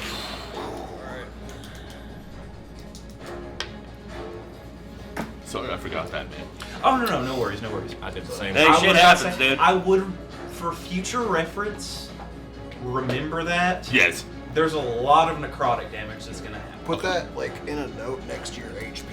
Yeah, exactly. That's what I did. Like I literally have Necrotic in resist. my current hit points box. I have 1/2 versus poison written in my hit points Pen? box. So Yeah. Happened to my freaking. I have Here, if plenty you of need a pins up pencil, here. you need a pencil, dude. Here's a. Oh, thank you. I Yeah. put it I don't know in what big, happened. big pen so it's Shit darker. happens. Shit happens, bro. yeah, I'm just doing same as usual. I'll be a pretty boring character till level 2. But yeah, I just Same. Same. I yell out because I see him on the ground and I see that he's actually like trying to like keep himself from bleeding out. I'm like, hang in there, big man. That's a 3. Fucking 3. And you're okay. So that I'm getting new dice. that I was about to say that does not hit either way. Here. Fuck these Here, dice. here. Take your pick. Take I'll your just pick. bring him over. But So I know I you seen try it with- and fail yet again I to knew I get seen any it. sort of damage on this thing, and even with the hole in its back, it just still looks at you almost like, how has he still not hit me? Oh, I was gonna. I'm looking at it like, how am I still not hitting him? Well, it's like this mutual understanding. And on to you. Okay. So I see him struggling, so I'm gonna be like, I'm coming, man, hold on. And I'm going to, I got 30 movement speed. You said there were roughly 50 feet, so I know I'm not gonna get to Yes. him. So I'm going to run pretty much, would you say he's like 45 or 50? How far away would you say he is? Just so I have an idea of what Well, I'm you haven't moved once, No, right? right. So, as I said, he's about 45 feet away from you. Okay. He's moved in closer to deal with this other soldier that's now dead, and he kind of just like dropped on that spot. Okay. So he's 45 feet away. I just want to make sure I can get to him in 2 turns, like, and I don't have to dash or anything like that. So that's why I'm You- asking. You can Okay. reach. Okay, Sorry, Nick. so I'm gonna go my max movement speed of 30 feet. Okay, and since I really can't do anything to help him right now, I am going to look at Rusk's target there because I'm guessing he's still alive, right? Yes, he is still alive, but barely hanging on. Barely hanging on. Okay. I will reveal to you he has 8 hit points left. you have been like, this thing is still just sizzling in front of you. Good deal. Lifehouse hanging by a moment. And I'm going to try to firebolt his target there. Go for it. That's about all I can do.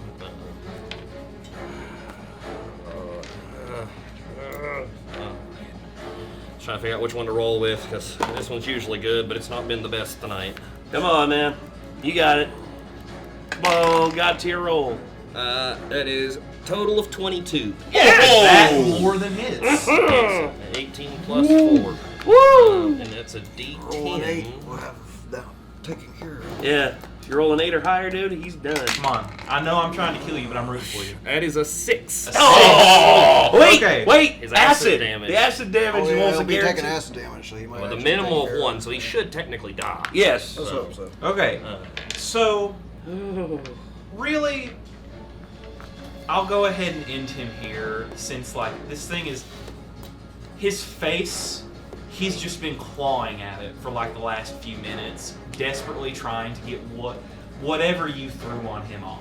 I just set him on fire. And That's awesome. then your ball hits him with, like, a serious impact. Like, knocks him off his feet. And then he just appears to give up. And he's just laying, the snow around him is melting because he's on fire. And he's just laying there, just like accepting death. So one more piece off the board. Beautiful. Thank you, Matthew. Yeah. Appreciate that. And now all that is But I need a left strong yell after this. is the one nearest to Nick and the one with the bow.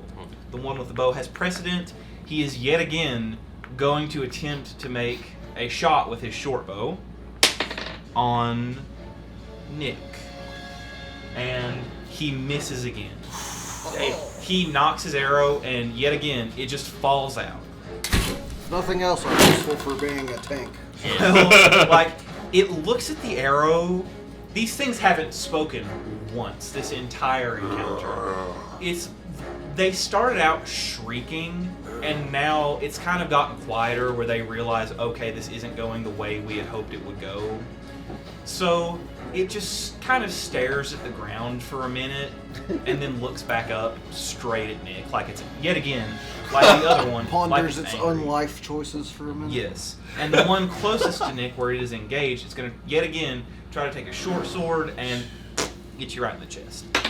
And that does not hit either. Yet my again, God. this thing tries to stab you directly in the face, and it just like, you just move your head, just straight out the way. And it misses, and yet again, we are back to the top with Nate. Oh my god. Little man, Let's get go, up, big Rusk. man. And I can try. How far am I away from him? From JT, Yeah, from Astro. you are, I would say 30 feet.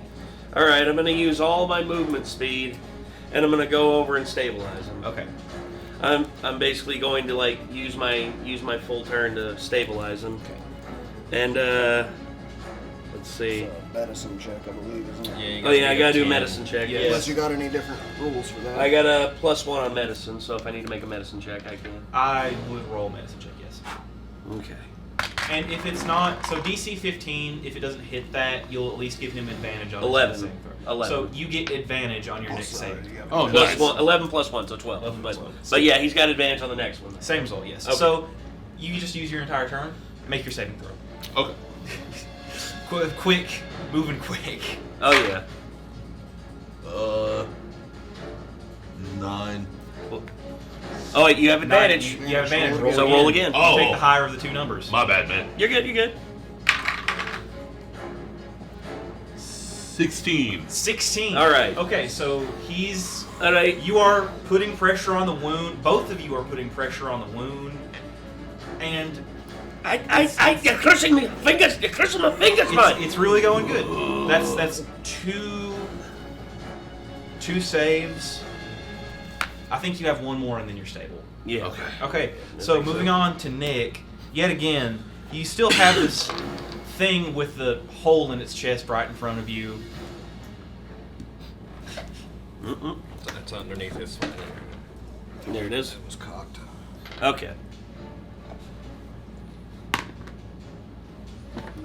Damn. That's Not- total of 9. Here, Total of Kate, nine. Total of Okay. 11. Kate usually has good luck with this here, man. Like, So you do manage to hit it this time, but you stick your rapier 14. directly through the hole in its chest. Oof. So it looks down. It's almost like this Dumb and Dumber moment where it looks down at this sword and you look at it, he and looks at me, literally, and I look at him. and it's just this rigmarole. And onto you now. Oh, God. So he, just a reminder, he is almost stable if you're wanting to do something else. Okay, yeah, I figure with him coming over there. Okay. Well, I will continue with the one that I've already tried to attack, which So the one is closest to Nick. yes, and Okay. I'm just going to try. All I got really left is firebolt, so Okay. shoot for another firebolt here.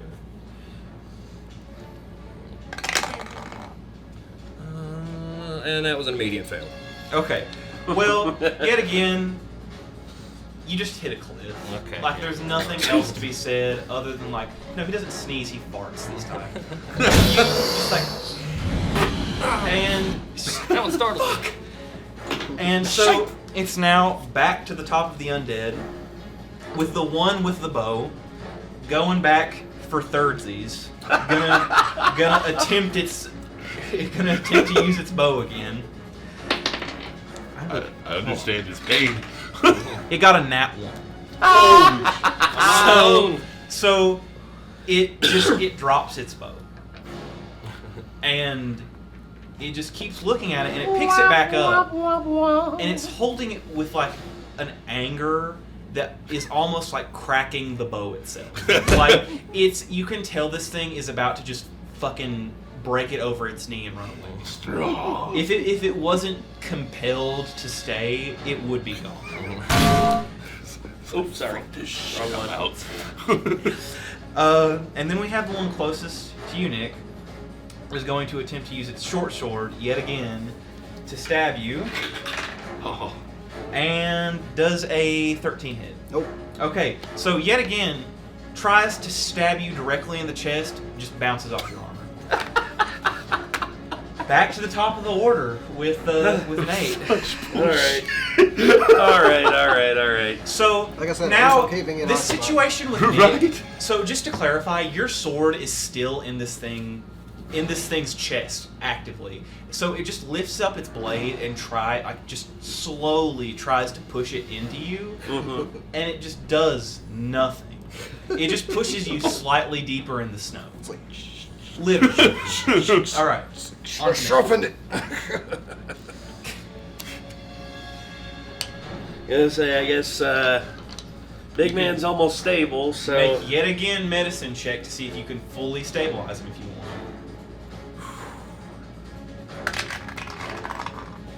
There's a 10 plus 1, 11. Damn it. 10 plus 1, 11. Okay. So yet again, he has advantage, but not anything crazy. You want to make your save there, Yeah. Bubba? I don't feel too good about this here, Bubba. The 15. first one is 15 15. Roll, see if you get a nat 20. and 7. 7. 15. So you are laying there and you can feel the blood. It's coagulated. It's not leaving your chest anymore. Boy, The arrowhead is still buried in your chest, but that's a problem for later. You're fine for now, so you're stable. alright. Wait. I saw this one time. You have 1 hit. I saw this one time. Hold on. Can I, like, break the end of the arrow off to where there's a little bit sticking out to where he can, like. It's not. You that know way. what? If I roll me a medicine check, there will be consequences if you. Oh. But there will be benefits if you do good. So, word of warning. Please. DC 10. DC 10. DC 10. DC 10. I need a 9 or better.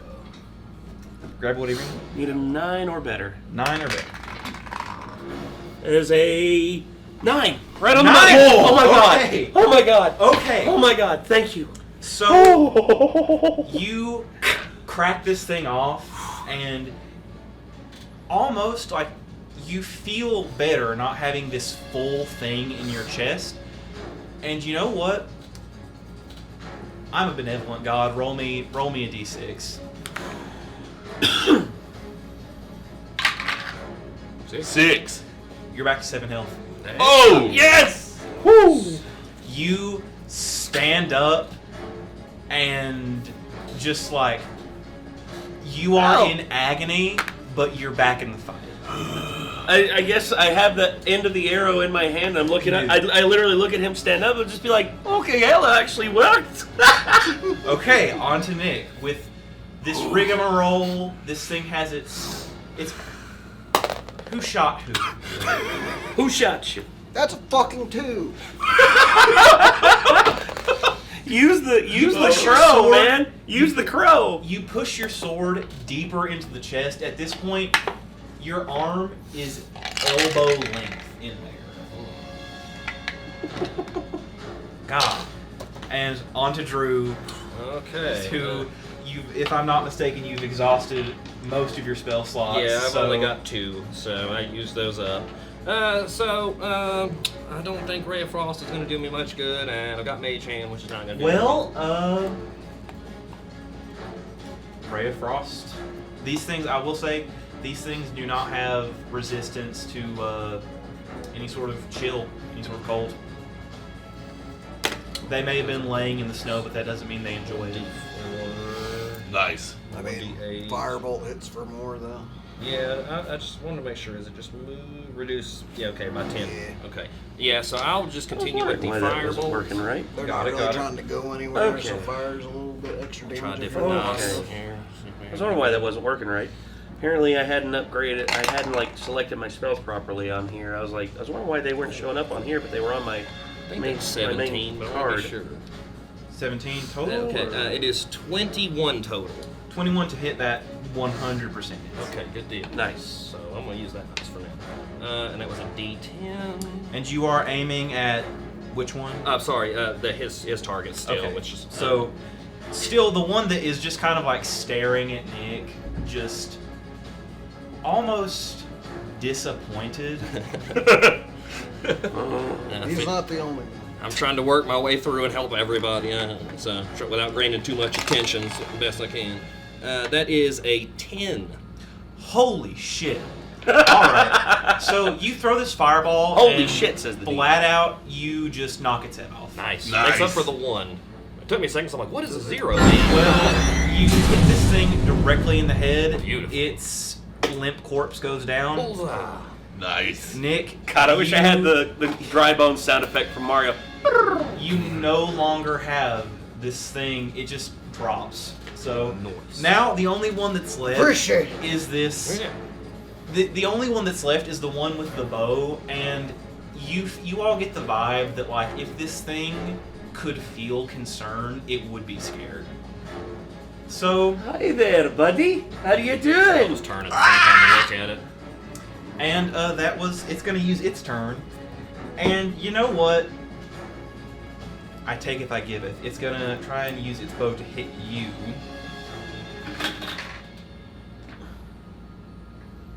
I can see that. So, I'm assuming that a 13 doesn't hit. No. So, this thing knocks its arrow and it hits you, but the arrow just buries itself in your chest, and you are so angry at this point that you really don't even acknowledge it. And it's staring, and if anything, you know what? It's going to take its movement, and it is going to try to move as close as it can to you. Oh no. And that is the end of its turn. It's gonna have to pass him to do that. It will. I don't know if there's any opportunity attack for a wizard. I don't think he got within range of him. I don't think. No, I'm still like. Just I depends was- on how we're laying it That's out. true. I was 15 feet away from Yeah. him earlier. Yeah, yeah. Okay, so we're back at the top of the order. With He you, would still be Nick. 15 feet. Just You one have this thing. close to So this us. thing was about 40 feet away from you, Yeah. and Not it is bad. now 10 feet away from you. Oh, mini. All right. I'll just be like, buddy, It's going to say, didn't your mother teach you to keep your distance from strangers? And then I throw More another acid. more Tasha's caustic brew. Okay. So, roll for me. That it? That's a nat 1. Fuck me. Nat one. Tasha's brew an attack roll, or I thought it was a saving throw? No, it's a. Let's see. I think it's an attack. It's a stream of acid in a line of 30 feet, 5 foot wide. They have to make a dex saving throw or be covered in acid. Oh, they have to make the dex Oh, this saving? thing has to make a dex save. Oh, Okay. okay. My So, mistake. It has a +3 to dexterity. What was the DC? 13. DC 13. It dodges it. Oh. It ducks out of the way and almost looks like it's going to keep Are you sure that's approaching your you. cast DC? Because it rolled a Save 17. DC 13. It rolled a 17. Fill it in here. Oh, yeah. Okay, so onto you, who has at this I point- also Okay. with my end of my turn, can I like use like my 30 feet of movement to like Yes, you can. scurry away, Scooch away. scurry away as far as So- I can from it. Just be like, oh shit, get away from me, you big On ugly JC, bastard! who at this point has 2 arrows, just like one here, like you've had a rough day, so what's the move here? You are at least 50 feet away from this thing. 50 feet? Yes. Okay. So, what I am going to do is use my full movement speed of 30 feet. And I am, once I hit about 25 feet, I'm going to launch a javelin straight into his skull. Okay, roll for me. Its armor class is 14. Okay? So I have a +5. love it. 9 or higher. Fuck me. 8. 8. It's an 8, isn't it? It's a 7. Oh, You So close. It's like, so as you're moving, like you're getting angrier. Like you can see these 2 arrows buried in your chest. Damn it. And you just think of like you have been walking for the past 2 days and you're finally getting close to where you need to get to, hello. and Hey.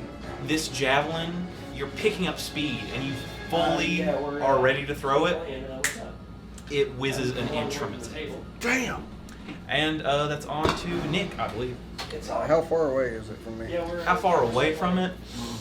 I'd say 20 feet. All right, I'll It's okay. Hey, run on up to it and then I'll attack it. Run up. Attack. With me, rapier that I can't seem to hit anything with. Fucking yes! Finally, that is a goddamn 19 plus 4. Hell yeah. That's 23. Lovely. So, a 19 plus 4. So, this thing, roll damage for me. 1d8 plus 2. And yeah, so if you want to come on down and chat with him a little bit before you go to bed, you can. But 7, 8, I 9. know. 9 damage. 9 piercing. Wow. Okay, so you... Oh my god. Okay, wonderful. So, you take your rapier and you bury it in this thing's thigh and you drag it back out. So this thing just has like half a leg. Hell yeah. And You finally hit, didn't you? onto Dude, Drew, there was something strange about who the is other one. standing here watching all this unfold. You used the tower, didn't you? All right. I knew Well, I see that very clean hit that he left, and I am going to try my best to finish it off with a firebolt. Okay. So that's about all I really had for the most part. That does good damage. Let's see here. Kate's on her way home. Just Lovely. yeah. That is just 11. So I'm Just gonna- 11 to hit. Yep. That does not work. You throw it, miss. That's all right.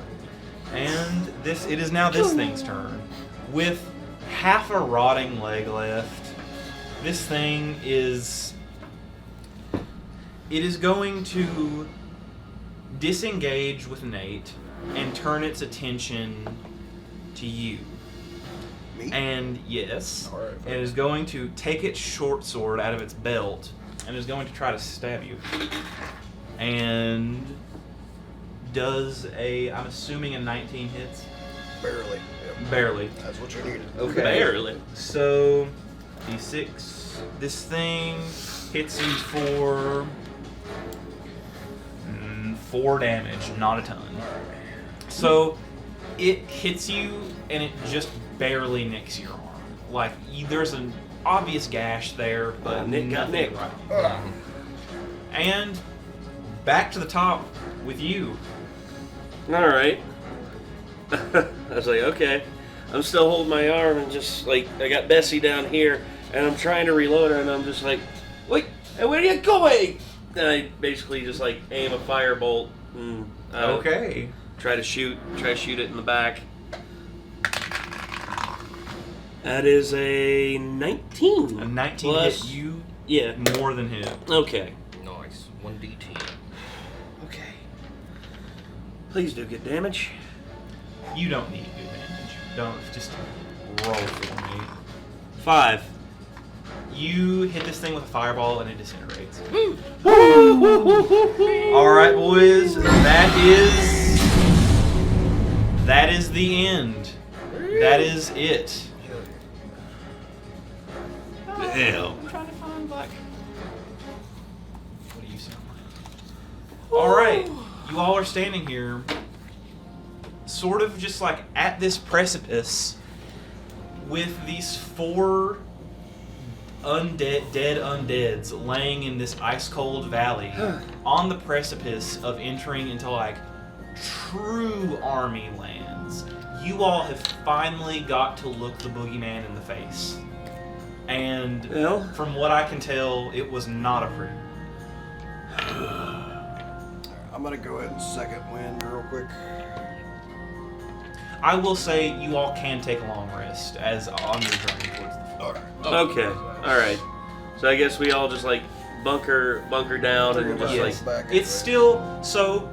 You all collect yourselves, think about what just happened, and any discussion you may have, you all collectively decide we can talk about it on the road. We're still in the middle of these frozen mountains. And the rest of your journey really is uneventful, as like, so you're in proper military land, right? And there is hardly no forests. It is all slash and burn earthworks. These soldiers seem to be preparing for a continent-sized fight. And the ones that you encountered in that valley really seemed to be almost like, I won't say scouts, but they were there just in case someone tried to come through the back door. And they really didn't expect anyone to come through the back door. So you follow this map and you end up bunking out in a few old abandoned dugouts that the army seems to have forgotten about eons ago. And I'll let you all just discuss among yourselves in these little earthworks what your plan of attack is on this fortress. Well, Seems to me if we run into the entire army, we're going to be in big trouble. I don't doubt that for a moment. Does anyone who wants to can give me either an intelligence or history check, your choice. History, I have a +5, so. It is a 12 + 5, 17. 17. Okay, 17 as well. Hey, nice. So don't worry about it. Yeah. So through just kind of reason, you all realize like Before we continue real quick, the holy water flask I threw at the beginning of the fight, would that have broken in the snow? I will say it wouldn't have, so you would Can I still pick that have back that. up? It's soft terrain, so. But you all realize that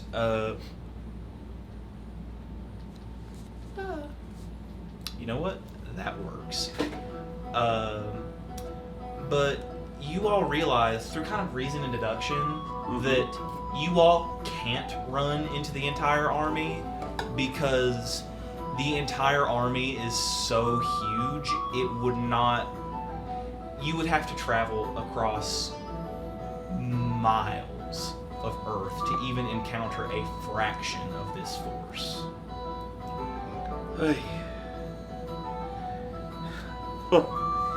I tell you straightforward there, lads. If anything is to be taken from what we experienced, I think running into the army would be a bad thing, but Doesn't seem likely. it does not seem likely. I agree with Gideon over here. Like I said, Do y'all you think all we'll be kind of lucky enough to assume, avoid any more scouting parties is what I'm wondering. That's one thing as well. well, yet again, through reason and deduction, you all can kind of assume that now that you're sort of in the proverbial house, there is no watchdog. So really, what you need to look out for is big installations and places that, for lack of a better term, look important, because they will be important. So, like, look out for platoons of them. Look, they give me intelligence check, everyone. Collective intelligence check. +3. It is a 10 plus 3, 13. 9. 9, 12. 12, I rolled 4. or 4. Okay, so half the party got it. Okay, so you all, just in the few days that you stay in these dugouts, you see platoons and what could almost be considered an army of its own marching far off in the distance, and not once has it ever stopped marching. In the days that you have been here, it is constant movement. And any sort of battle you all hear, you all kind of reason, okay, that's just them prepping for whatever they're prepping for. So you think what you need to look out for is the main force, and sort of, like I said, self-explanatory locations. Okay. This So- map that you have doesn't mark anything else. It just marks this small, from what you've seen, what would be a relatively minute fortress in comparison to everything else that this undead army seems to have. Is anyone interested in observing the army itself as it marches and just does that sort of stuff? Go for it. Roll me a I investigation definitely say check. I would do that. Roll me investigation checks. I wanted to see, 18. 18. I wanted to see him, just not up close. So. I guess. Too Why not? far away for me to see. Nat 20 again. Nat 20. Okay, so I'll just say it's like a collective realization. One day you all are just kind of sitting, watching them march, and you're able to pick out. They get close enough to where you can pick out figures, and you all see some folks with armor, some undead that have armor from, you would know, where you're a bit of a historian, these cultures have not existed for millennia. And among these ranks there are dwarves, elves, ogres, goblins. Every race you could imagine is marching in rank. It's good to see they don't discriminate. And you see huge earthworks being dug. Just in the days that you have been observing this one platoon, they seem like a more effective fighting force than anything you have ever seen. They are almost in tandem. You believe through some sort of magical thread, they have ways of communication almost. That's not natural. Not by any stretch of the imagination. Seem to be digging up ancient things to add to their ranks too. Believe so. I believe that might Some be of the those case. cultures are cultures that seem old, right? The earthworks they dig are less excavation, more trenches. Trenches and palisades. They are building to be on the defense, not the offense. Whatever they think is coming is Oh, they're preparing. attacking, not defending. So they're preparing for a massive force. For some sort of Could they be from what you can deduce, it's almost like they are planning for an invasion that could end the world. A fight that could literally take out this entire island. Whether or not you know that's going to happen, because the army, as you would know, Russ, has been around since before any of you were even thoughts, right? Like, it's been around a long time, and if anything, it's probably going to be around after you die. For all we know, they could be running on some outdated source of information, like preparing for something that was going to happen a long time ago. Like, You never know. You might have a it could point be there, something Gideon. that's, or it could be Although- something that's on the way. It's eerie to think about either way. I didn't see that. You can say that again. It is. And with that, you all take your long rest, get fully recuperated and ready for this march. And you all manage to, since they're not expecting anyone to be around but them, they really seem focused on what they're doing and nothing else around them. So, as you all continue on your journey deeper into military territory, you see more and more of these platoons and whole fields full of tents and outposts and everything you could possibly imagine. And then, on about the 8th day of your journey, you arrive to the end of the map in what could be considered one of the few thickets of forest in this area. And you see just a small, like a fortress, a gatehouse with probably 50-foot high stone walls with who knows what behind them. And you all arrive, and it's late in the evening. You've been traveling. I will let you all decide what you would like to do. Can I use my charisma to try and get some information from the locals? There are no locals. There are no locals. It's just this. So it's just a we are fort. in the land of the dead. There is no. Oh, okay. You believe that there's a good chance that you are the only living things within at least 100 miles. Oh, okay, my bad. No, it's 100% fine. I just didn't clarify that. No, you good. Do you think we should scout around the fortress before trying to go in, or just I would head on up say to the so gatehouse? personally.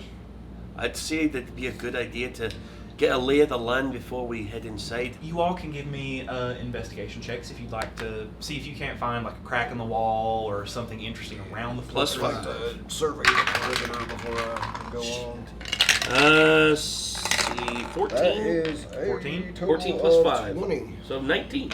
20. He had a 20, I got a Okay. I 19. also have 20. 20. So Damn. you two are walking together, just trying to like. You really haven't noticed. It's eerie almost. Like you walk for days and days and days, and you see nothing but marching, and then all of a sudden you get to this forest, which you haven't seen for almost days, and it's just eerily quiet. There's no one. You see.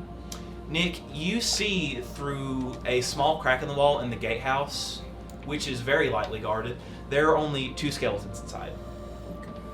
And you can't see inside the Great Hall, but I will say, Drew, you get close enough to the back wall to where through an iron grate you can see into the main hall, and you see something massive moving in there. Like, it's not an animal because it's not moving irregularly. It is calculated, almost like a person walking, and it is huge. Atherian, Gideon, what do you see? I don't know. Lightly guarded gatehouse. Lightly guarded. A couple of skeletons. I saw something absolutely massive. I don't know what it is. How big are we talking? Are we talking my size? Or are we talking You're not massive, so definitely. I know, like my size or Astaroth size. He's a dwarf Big for him. compared to what I saw in there. That's fucking. Maybe a gnome. He is huge. That's. Like I could not That's see terrifying. enough of it to tell you what it was. Like it is just huge. So like my ex-wife. I You didn't understand. see any particular shape moving, but you did see shadows on the walls, right? These things, although they are dead, they have dark vision. They just they seem to prefer to have some source of light. Sure. Just generally keeping things neat and tidy. Okay. Very rank and file, if you will, and accept the pun. But that is what you all have gathered from this. And if you want to try, it's up to you. Do you sneak in, attack the gatehouse? We know there's a couple in the gatehouse. Yes. If you was attack the upset. gate, you can. You did see within that there are controls to the gate inside. The counterweights are in there. So if you were to bust in, you could flat out just pop the gate open and stroll right in. So could I, perchance, use some of the 50-foot of rope that I have? See if I could either find like something to the left and the right of the gatehouse entrance to kind of tie it off to the ground, and make like a kind of a a rope that runs taut, low to the ground, about yay high off the ground, and then we could knock on the gatehouse door and be like, "Oi!" and try to get their attention and have them run out and trip. You know what? Give me an investigation check, DC 15. All right, let's see if that's something we can do. Oh. Nope, Nope. that's a 4. They really are. You look to the left and the right, and you really can't see anything that would make this work. The walls are chipped, but they're really just like well-kept, smooth cobblestone walls. It's not like their maintenance obviously regularly happens here. Oh, go ahead. Could I try to potentially try to sneak in and let Give me a stealth check. Okay, well, I have a +2, so I'm gonna get ready right behind him in case I hear And any I will say, ruckus to You run will in. be going against let me see. The gatehouse skeletons have a passive perception of 8. So You have to get. Okay. at to least be- a 6 or higher. at least a 6 or higher if you want to somehow sneak within the inner wall. Okay. That's a 3. Are you kidding me? So Oh. I want you to tell me what your plan was. My plan was to basically just sneak in to see if I could Sneak into the gatehouse or through the wall?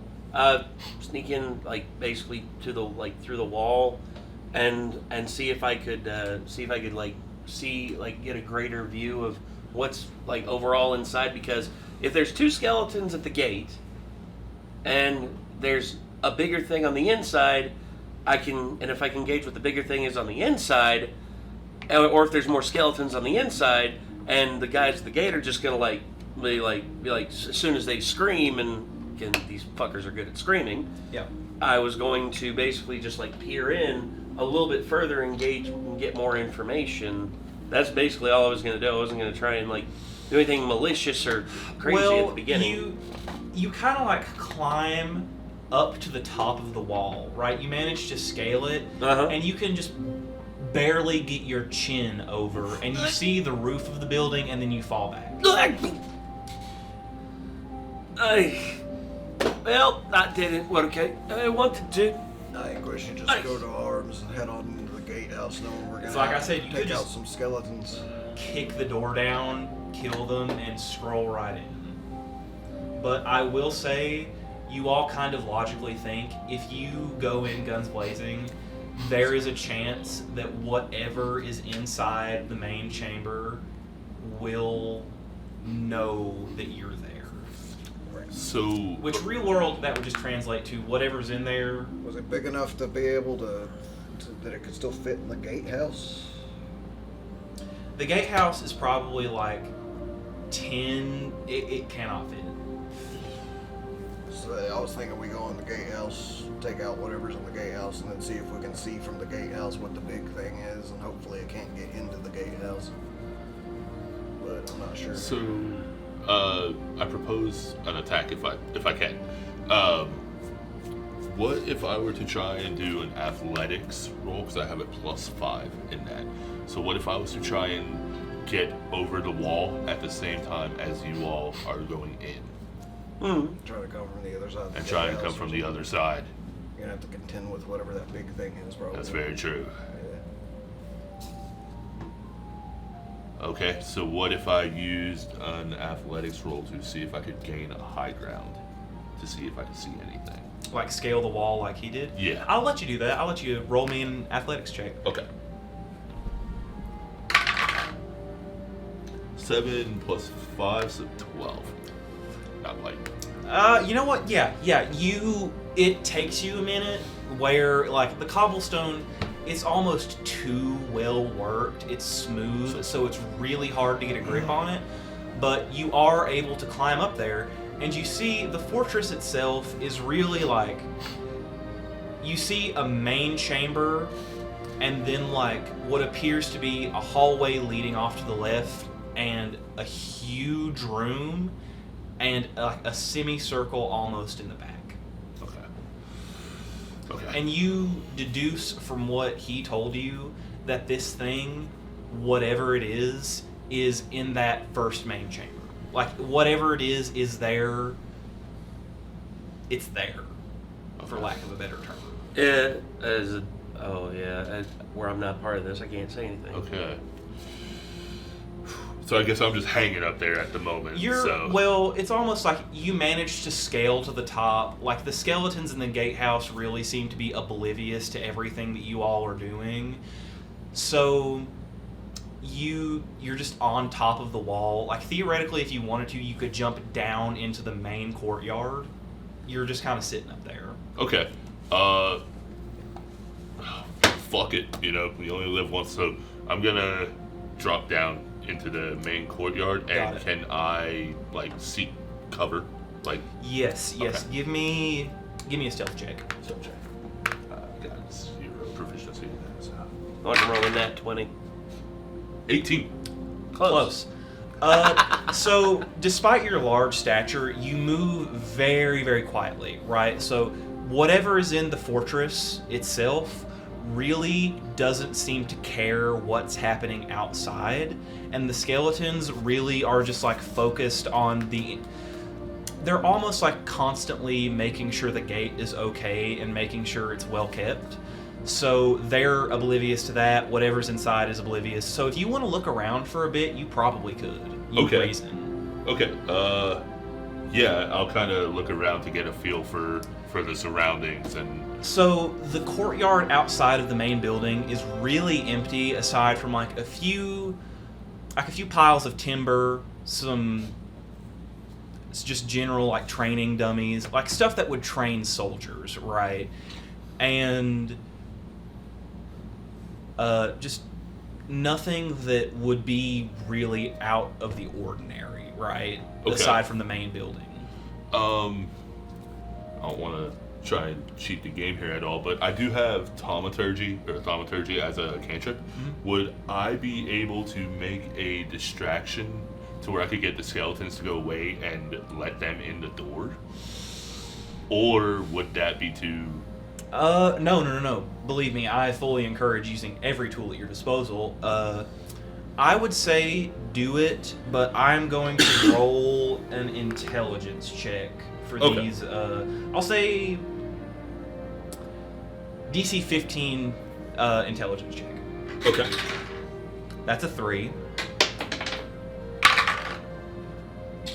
19. 19? Yeah. Okay, so do you cast your cantrip? Yeah, I was kind of gonna do like the tremors where it's just harmless tremors, but it would like distract them from that main area, so maybe they would go investigate it. So you see one of them like hears the tremors and immediately books it out. It's like, okay, what the fuck is happening? And where I assume you put it like as far away as you could. Yeah. So it runs over there and is just looking around like it seems to be more concerned about the structural state of the walls than whatever is around it.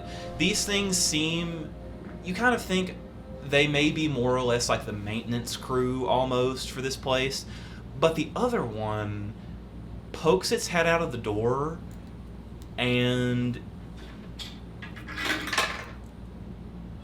it doesn't see you, but it does go back into the building. Okay. Okay.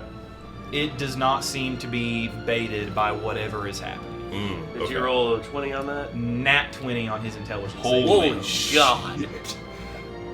That was such a good plan in my opinion. No, you Well, did great. you did get one of them away. Like, one of them really is just like off in La La Land. And Okay. there's just one skeleton. Okay. Oh, man. I wonder what the hell he's doing. Don't know. I don't know exactly what. You hear movement from inside the main building that just seems to be like general shifting, and it's just that skeleton is over at the farthest side of the wall that it can be, and really is just unbothered by the presence of you. Like I said, that other one went back in. You don't know what it's doing in there, Right. but from what you can tell, you don't hear anything moving in there. Okay. Oh man, I'm almost afraid to do this. Surely we're outside waiting on a signal or something. Yeah. The rest of the party is just kind of sitting outside the main gatehouse, just wondering what's happening on the other side of the wall. And I'm supposing that one of these skeletons is between me and the door. No, so imagine you're here looking at the gatehouse door, which is here. This skeleton is off here looking at the wall. Okay. It does not, it's focused on making sure that this wall stays up. And it thinks that whatever tremors is happening could take it down. Okay. I might have a flash of genius here that I can use. Let me see here. A flash of genius. Oh, it has to. Shit, the door's locked. Oh, that would have been so good. Door's Okay. locked. The gatehouse. No, from your The side, gatehouse where was the locked. skeleton opened the door and then closed it, you kind of get the vibe that it's not really a door that has a lock. Oh, sweet. Okay, so using the thaumaturgy cantrip again, where you can do at will, I'm going to use Invisible Hand to instantaneously cause an unlocked door or window to fly open or slam shut. Okay, so you're going to make this door fly open. Yes. Okay, this skeleton is going to roll an investigation check. Okay. So you have cast this cantrip, the door flies open. Yes. It pokes its head out and looks directly at you and then just walks back into the building. Holy shit. It rolled a nat 1. So, Would it look directly at him? holy It hell. looks at you, doesn't seem to notice anything out of the ordinary, and then just without closing the door, walks back into the gatehouse. So, would that mean they were able to come in?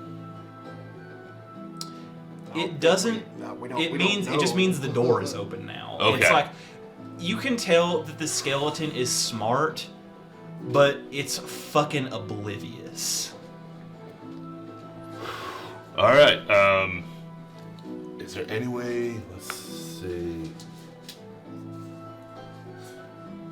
I was gonna say he's doing all this. Can I like launch an investigation from like the like just can I see if like these skeletons are like do they mean us any harm or like because I'm genuinely I don't know. Well, if, like- I mean, you can give me an investigation check. okay, +5, so No harm, no foul. it's a 4 + 5, 9. Well, you kind of get the feeling like every other member of the army that you have come across really doesn't like anything that's alive. Really doesn't. Okay. And so these skeletons may just be really fucking stupid. Okay. Like literally the lowest rungs of the ladder when it comes to the army. Okay. All right. Can I just go ahead and head to like the front of the gatehouse because he's taking a while and just kind of start looking at like what the Of course, you can give front me... door of the gatehouse looks like, basically? Yes. Well, you walk up, and I mean, really, it's just like a solid stone wall. Like, you knock on it a couple times. It's not a particularly thick wall. And, And it is closed from this side, it though. is closed. It's just gate wall. If you want, roll me an investigation check. Alright.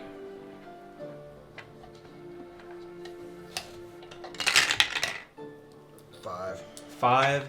You keep knocking on the wall, and you really can't tell where anything is. Okay. All right. No, I'm just kind of piddling around waiting to see if the gate opens at some point. Okay. All right. I say, can I? I was gonna. All right. I guess I'll try to stealth into the gatehouse and open the door. It's closed. It's just a Well, I just flat. asked him, it's closed. There's a door on his side for access, Mm. but it's really just gate, wall.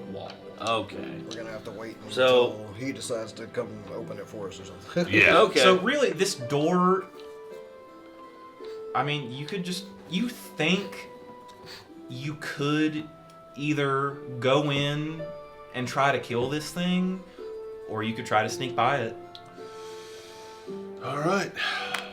You have a mage hand. Oh, you do? Hmm. That's a cantrip. You do look into the gatehouse and you see that the gate is controlled by like just one set of pulleys. Like Oh. if you were to like flip a switch, it would fly open. Okay. Am I able to gleam where the switch is, or do I still need to find You it? see it on the far right end of the wall. You can peer in, and like I said, it's lit in there, so you can see the skeleton in there is really, yet again, focused more on the pulley system, making sure everything is like spick and span. Yeah.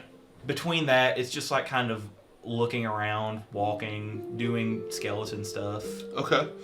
All right. I guess. Oh God, I'm nervous to do this, but can I attempt a stealth maneuver to try and pull the pulley? Shit. Roll me. You're gonna roll your stealth against his natural perception, which is 8. So just Roll a 9 or 8 or better.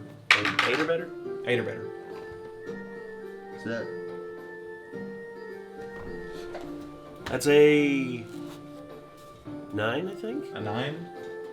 9. Yeah, it's a 9. That's a 9. Whew. Okay, so you walk in, and yet again, this thing doesn't have ears, so it doesn't hear you walk in.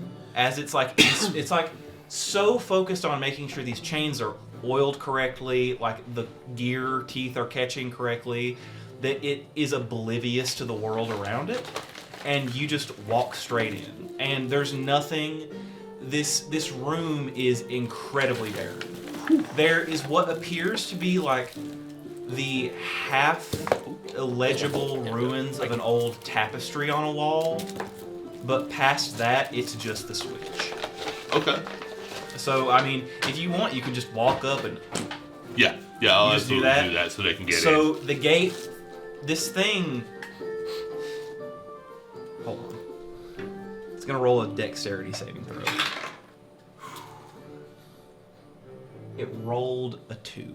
Oh my God. So this thing is like sitting here, like watching these gears and these chains, and as you flip the switch, it's got its hand on one of the chains, and the chain yanks up, and this thing flies apart. Awesome. So that skeleton, you don't need to worry about it. And the rest of you see the gate just pop open, and the other one is really just focused on the wall, so you could just, you all deduce that you could just kind of once I see scroll it's clear, straight I'll just into the main kinda- building if you wanted to. Yeah, I'll kind of walk inside the gatehouse and meet him and be like, "Huh, whatever you did, that's a good job."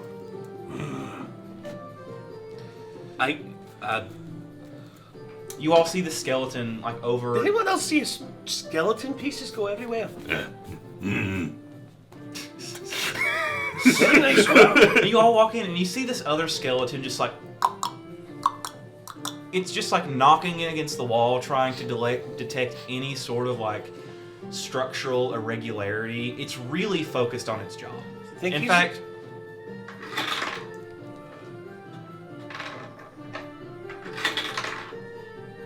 it's a 4. It doesn't notice as any of you walk in. I guess I look at that thing and I just go, do you think he's looking for a secret passageway or something like that? Rusk, employee of the month, huh?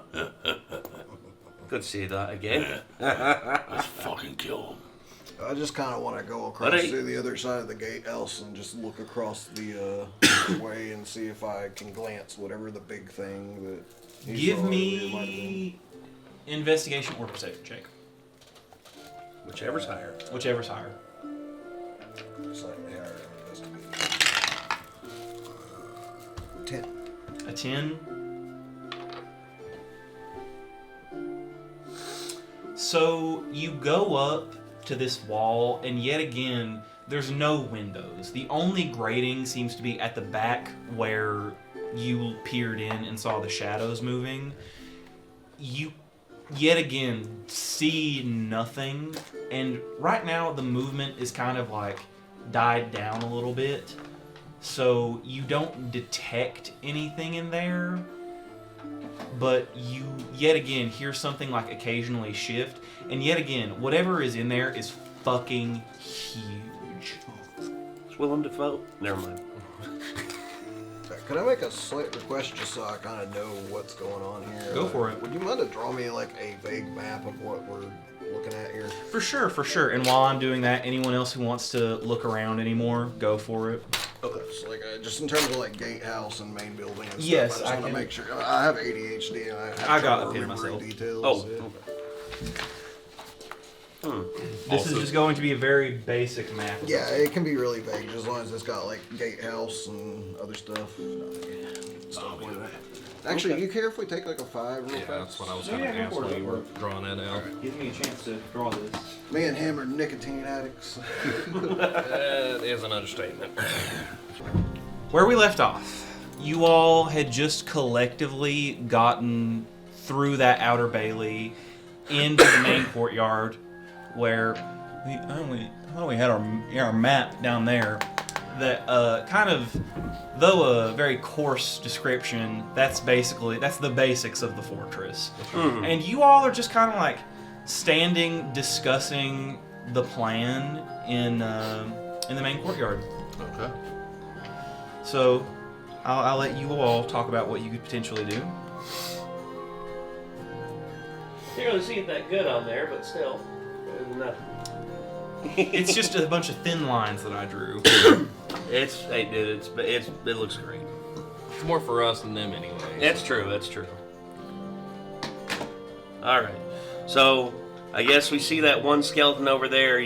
Can you hear me knocking? He's still just like, now that the tremors have subsided, he's still just kind of like standing there making sure nothing's wrong. You all get kind of the feeling that this guy is going to go through the entire wall before he's done. Not like he's going to go around the entire fortress knocking on the wall just to make sure nothing's wrong. Let's just sneak by him.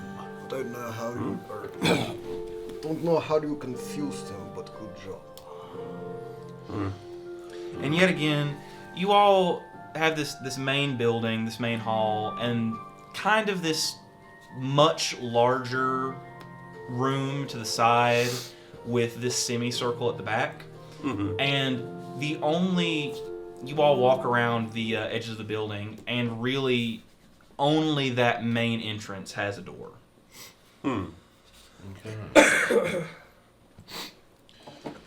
Only one way in, it seems. That could mean one way out, unfortunately.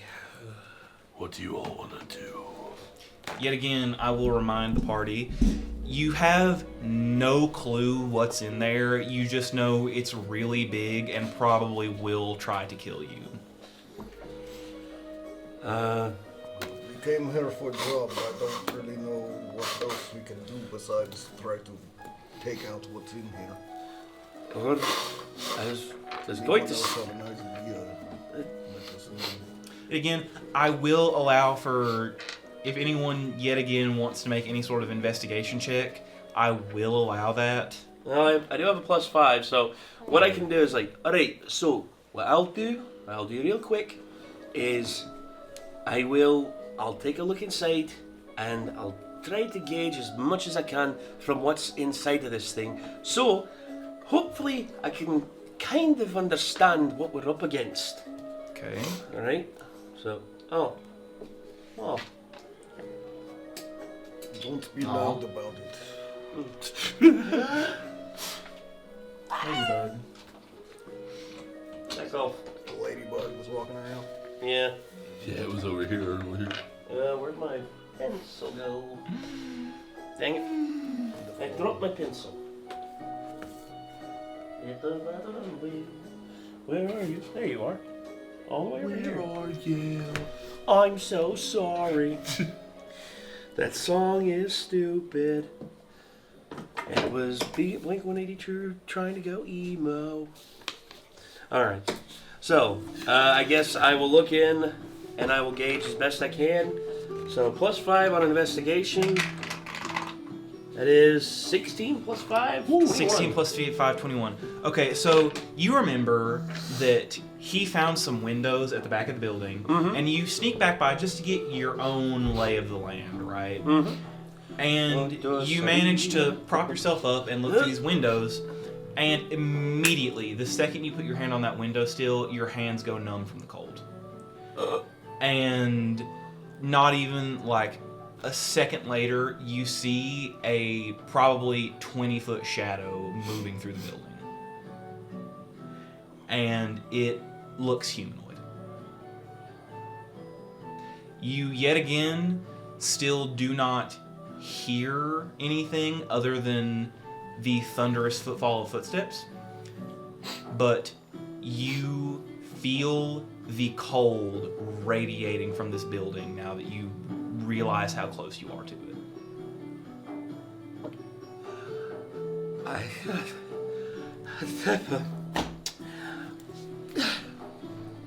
Cold. Big, cold. Come back around the front doing that, I'm guessing. Yeah, just I'm like that cartoon character from Big from and Looney Tunes. cold. I'm like that Looney Tune character. I'm just walking around, just you know, where he's going. Yeah, I was thinking John Candy from Great Outdoors. big bear, cold, big cold, big cold, big. Calm yourself. You're no use to us if you cannot put together something. You said he saw something big in there. It's not only big, it's fucking chilling, man. It's like it's extracting all the warmth from whatever's in this, like whatever's in the world. Feels like. Could I see if I have any knowledge of anything that might do such a thing? You are a monster hunter, so I'll give me a wisdom check. 5. 5? Yeah, probably not. Well, you try your best to recall, but you can't remember ever fighting anything that's particularly big, humanoid, and cold. So you really have you're drawing a blank here. Anyone else who has any sort of like monster fighting experience, I will say you could also make a similar check if you would like, but I don't know of anyone in the party who does. You, if I anybody, mean, yeah, I have a +2 in wisdom, so I guess I could give it a shot. I can probably find out what's in there if we need to. 7 + 2, so 9.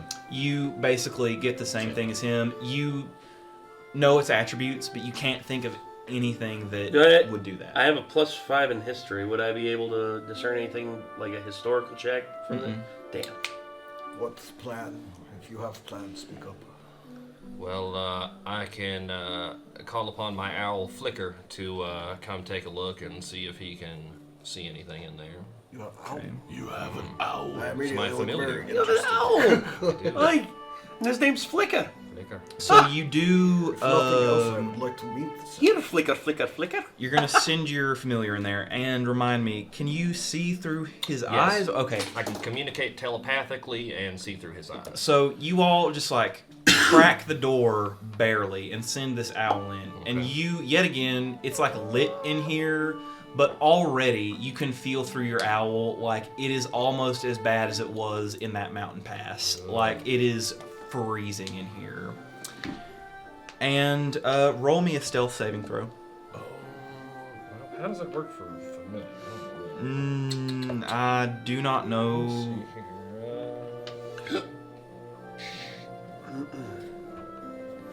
Stealth is usually a dexterity thing, so if you have high dexterity, I I guess. need an owl stat block. Yeah, that's what I was kind of trying to figure out if it would say. You know what? I'm gonna call on audible here. If you want, you can just use your dexterity as a stat block where we don't really have anything right now. Okay. I have a +1, so at least it's not a minus, I guess.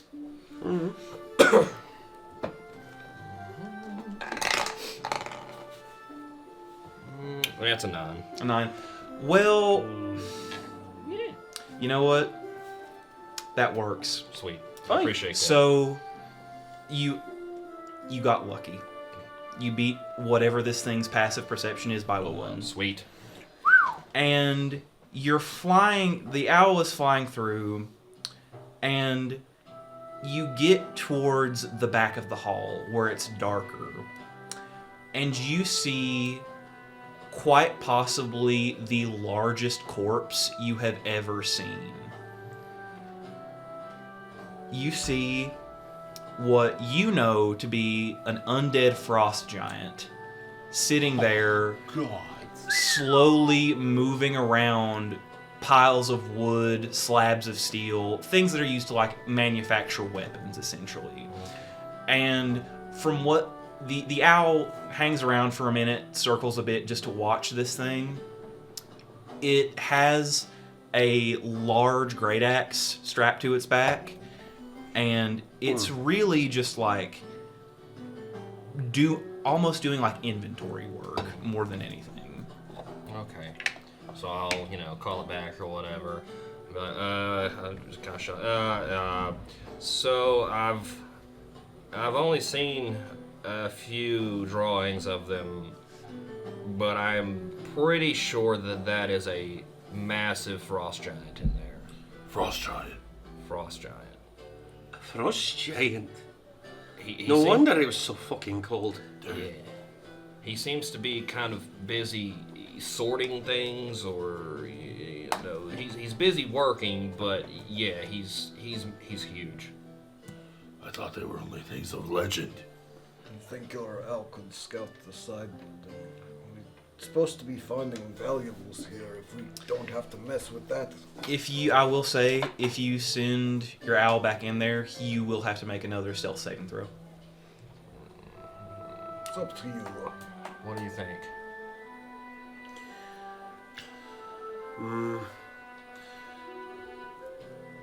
I would.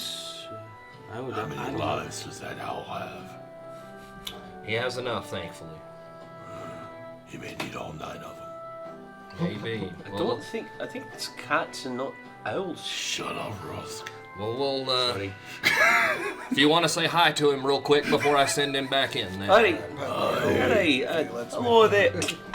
Don't die. He bit me on my fucking finger. All right, buddy, go back in. See what you can see. Yet again, you have to beat an 8. I got a +1. That is an 18. An 18. Okay, so this thing, yet again, you send the owl back in, and the giant really, yet again, it's still just like doing inventory work. You get the vibe that it's more or less just like a natural deterrent, and also glorified heavy machinery, almost in the way like the closest thing I could think to is like almost who here has watched Avatar? The mech suit that Quaritch uses. It's almost like that, but sentient. Just essentially used as a piece of heavy machinery. Okay. And you send it into that side building through a small door you see, too small to fit the giant. This thing was obviously like put in here, and whoever put it here had no intention of it ever leaving this, what seems to be a warehouse. Okay. But you send it through, and you see just like rows and rows and rows of swords, spears, bows. It's essentially just like an arms warehouse. And yet again, you see like more stockpiles of wood, iron, leather, like stuff to manufacture weapons and armor. You see, give me a perception check. I think it's 2. Yes, 2. That is a total of 17. Through the owl's eyes, you can see what appear to be a few like small chests, like stacked up in a corner that could hold something other than just raw materials. But as you get towards the back of that room, towards that semicircle area, you see a large grated vault door. And the vault door is not open, but so you can't send the owl through there. Sure. But you know there's a vault door in there. Okay. Ooh. So, and that was in the opposite room, not the hall, right? Not the main hall. Okay. With the other room at the back here. Yes, that is that vault. Okay. All right. So we'll bring him back here since he's kind of done his job there, and I'll let him know. So it looks like there are mostly like wood and stuff, probably just to arm everybody. But I did spot a couple of things interesting in there. There are, at least a couple of chests in there. I couldn't quite see in them, but the main thing is there is some sort of large vault door. It wasn't open, so I can't do anything to see in there, but that might be the things that we're here to find. That definitely sounds like could be what our employer is looking for. I would say so as well. And whatever's in there, I mean, who knows what lies beyond that in that vault door. Here's my train of thought. If Big Man is working and distracted, we may be able to make a quick, quiet beeline for the door at the other side. Can I'd go say it's one at a possible. time. If something happens, we make a run for it. Yeah. So I will forewarn you all, Running is a valid option. this plan to work, it will require the party to pass a collective, just like passive perception, DC, let's say DC 10 stealth check. Everyone has to pass a 10. Alright, Okay. So we have to go at the same time. Well, over half has to pass a 10. I'll say that. Okay. Just to make it slightly easier. All right. I have a Even though I have +2. disadvantage on That stealth is checks, if I'll you all decide to proceed with this plan, though. And I will say, where he is distracted, you would get advantage if you, on your initiative, if So you just we went cancel straight out, in there. I would just get one, because Yeah. I have disadvantage on stealth due to my chainmail. Repeat that. So it would cancel out, and I would just get a regular roll. because Yes, I have you would just get a disadvantage regular on roll. stealth check usually. So, like I said, if you go straight in and attempt to fight this thing, you would have advantage on initiative, and you would take it by surprise. But you would be fighting a frost giant With a gigantic fuck all axe. with a huge battle axe. I'm pretty sure it can squash us. I say we need to be stealthy. I would say the same. Plus, I'm better at just going around the bigger things instead of fighting them. As an example from the last time. Hey, Out of still got character. a Are we dip in running the arm for that. milestone or XP here? milestone. Okay, so I don't want to fight it. No, There- really. I was about to say, I If it don't. was an XP, I don't do XP. like bank, then yeah, sure, but no. I don't want to fight it. Hearing Brennan try to make an argument for XP against Matt Mercer because they literally gave him the task of making the argument for XP, even though he's not an XP. I was about to say, I don't. I know. He's really good at arguing stuff he doesn't actually agree with. Yes. Sometimes. He's also sometimes just very obviously can't. Like, Anyways, I Sorry. say, like when they told him No, to it's praise Elon Musk and he just couldn't. Yeah. That's like, it's so fake. It's like, nah, dude, just Stealth. yeah. it's a stealth. Stealth. Okay. DC 10. 3 of you have to pass. Oh Okay. God. Good luck. And you said we only have advantage on the initiative, not on this, right? You have advantage. You have advantage on the stealth On the One stealth second. roll? Okay. Let me roll you all a luck roll. Sure, go right ahead. Go for Like I it. said, I just I'm gonna say. Google. Actually, wait. Can I cast guidance? Because I have guidance. What does that do again? Guidance. Plus, deal The- 1d4. That gives us an extra 1d4. One person, though. Let's One see. person, 1d4. Hold on. Let's see. Oh, So let there it me is. roll this luck first. Sure. You all rolled a nat 1. Oh. So you don't get advantage on this stealth. That's fair. Okay, so I'll use guidance on Nah, it's not going to do anything. +4? I already rolled a 5. Oh, right. Okay. So Wait, 3 of hang on, you. 5, 6, pray. 7, 8, 9, 10, oh, 8, 9, 10, 11. Yeah, maybe it will do something. Yeah, okay. I'll take it. Okay.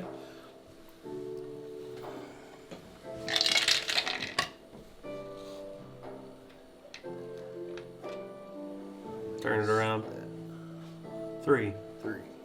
3. It's a 10, isn't it?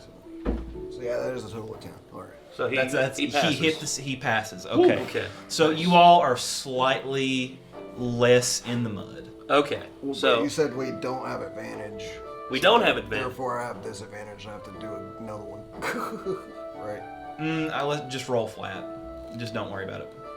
He's letting you go with it. I'm letting you. I'm giving you a chance. Okay. So It's 10. I have a +2 on stealth. Okay. So that is a 16 plus 2. 16 so plus 2. 18. It's a pass. Ah. It's okay. It's okay. Oh my God. Nat 20. Nat 20. You know what? Actually, with group checks, if you roll a nat 20, then that counts as 2 people. Cool. So if you roll above, that's just cool. Yeah, that's good, because I rolled a 3. You don't get cool points, but you say either way, you all are good. Okay. So Huge you're sneaking dude in through. armor. He's surprisingly a stealthy guy. Surprisingly stealthy. 320 pounds of Yeah, spear. I was just like, all right. He's moving faster than everyone else, and he's Hey. not making a single noise. I know. Actually, it could be a hilarious thing. We'll just be standing there and be like, all right. So let's go in. Where the fuck did Ozzy go? He's already inside. So you all end up sneaking through this warehouse, and this And- giant. He kind of looks up from his work at one point to just look around, but then he just seems like, and just goes back to like I said, essentially doing inventory. And you all make it into this other side warehouse where, I mean, there's no dead here. There's nothing but steel, wood, leather, and you know where those chests are piled. So if you want to lead the party there and roll. Sure. Roll me a luck check. Thank God it's empty here. Tell me about it. So what is the luck check there? Other than, Luck check is just like for loot. You're gonna get something. Sure. So what do I roll? 20 or Just roll me a d20. D20? All of us are just him. I would assume all of you want a piece of the pie. Oh yeah. Who doesn't love pie? I could eat. I Two. have 18. 18, 9. 9, 17. 17. So, Nate, you find you find 2 rubies valued at roughly what you assume to be 50 gold each. You find 2 gold pieces, Nick. You find Hold on. I have a thing here. Ha! Check out these stones. You find a bottle of fine elven wine. I would add that to your inventory. That I'll tell you this, and if you need me to repeat back at stat block, I will, because this has an effect. So this fine elven wine. You okay? Sorry, just dropped my phone. Drinking this wine sharpens your senses. You gain +1 to all perception checks for each glass you drink, up to a maximum of +5. Damn. After 3 hours, your senses dull and you lose -1 to all perception checks for each glass drunk for an additional 3 hours. So, short-term, perception. Long-term, not good. And you, same as Nick, you find 2 gold pieces. Nothing insane. These chests seem to have largely been, forgotten about and put off to the side. Almost as if this depot really, it's just like the random refuse that piles up. These soldiers don't care about this. Wow. Cue card. And you all reach the back of the this main warehouse, and you see this vault door. It's like, whoa, it's a big fucking door. Big door, taller than you. Does it have any kind of mechanism for opening? I mean, it's just like, imagine a vault door. So yes, it does have a mechanism for opening. All right, well, Could, fortune. It's almost like a, on ships they have that twist door that they have. It's almost like a larger version of that. Almost like the giant is meant to be the guy to open the door. Hell, you know what they say? Fortune favors the bold. You're too small to open something like that. Probably. can I try to brute strength? Open it? DC 15. DC 15. I have a +3 in strength, so. I was gonna say, I would let the big man This try. this door is big, but big enough to where you think you may be able to. Fuck! Wait, hold on. Can we do a work together? Yes, you can. I was about to say, if you all want to, it will, yet again, like the stealth check, it'll be DC 10. Okay. DC 10 strength saving throw. Okay. So what we can do is we can each grab You each grab a part of this main wheel and can collectively push and pull to where you believe you can get it open. Roll the 1. I rolled an 11. I got a 3 +3, so 6. I didn't roll. I'm gonna roll. That is a 16. Woo! Okay, 16 plus so 11. the door budges, but you two, you've spent a lot of energy trying to open it by yourself, and you are so short you can't even reach the wheel. So he's somehow managing to reach it before you. I'm literally pressing on the bottom of the damn thing, just Literally. So, you kind of open it a little bit, but I mean, it's still sealed tight. Okay. The door, it's just rusted iron. This obviously isn't something that they value. Well, I won't say value a Covered ton. here, actually. I have rope. We tie rope to the wheel, and then we tug of war. basically try to pull it to where it will spin it. All 4 tug of war on the rope. I was going to say leverage is key. I'll allow it. If you could tie a rope. Yet again, DC 10 strength check for everyone. Okay. God. It is a 9. 17. That's a total I'll say where you have leverage, where you're using the rope, 16. it's only 2 people that need to pass now. I got 12 +3, so 15. Okay. 17, 15, 16. 18. So 18. that's So, 3. with this rope and the added leverage, you all do manage to pop the vault door open. And so, you get in, and so you walk straight in, and you see nothing but maps, scrolls, seals, and like every kind of writing imaginable plastered against this wall. And as you go in, you can look to your sides, and you all collectively see four lock boxes, like built into the walls. Oh wow. Well, So that's a vault in a vault. going to say, I don't think they'd mind very much if we went poking around inside those lockboxes real quick. And I want every party member to give me an investigation check. No, perception check. Perception check. Perception? Perception. Okay, +3. +3. This is a check you want to get good on. 18. 18? Ooh, 19. 19? I got 11. Big money for a lot of people. 17. 17. Okay, so you're kind of off a little more enraptured with this basically plastered wall of nothing but writing. It's, like I said, it's just maps, everything that is not material wealth. And you three, being you three, are just really looking for anything valuable you can find. And who here in the party reads Dwarvish? That succeeded. You both read Dwarvish? Yeah. Okay, so you all you're just walking along this wall, and where you have dark vision, you see carved onto a cobblestone in a wall, in Dwarvish so old it's basically like caveman speak. You see the word pestis written on a cobblestone, carved on there. Pestis. And I will allow anyone who wants an investigation check to do so. Yet again, this is yet another roll you want to do good on. By the way, this scribble here is my name in Dwarven script. There you go. Very nice. God damn. What'd you get? 9.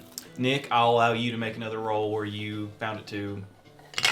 And you too, Nate, if you want, where you did good on that roll. Oh, okay. All right. That'd be a 5. 5. That's a 19. 19. Nate. So, Nate, you're just kind of looking at this. Really, so does your character understand Dwarvish?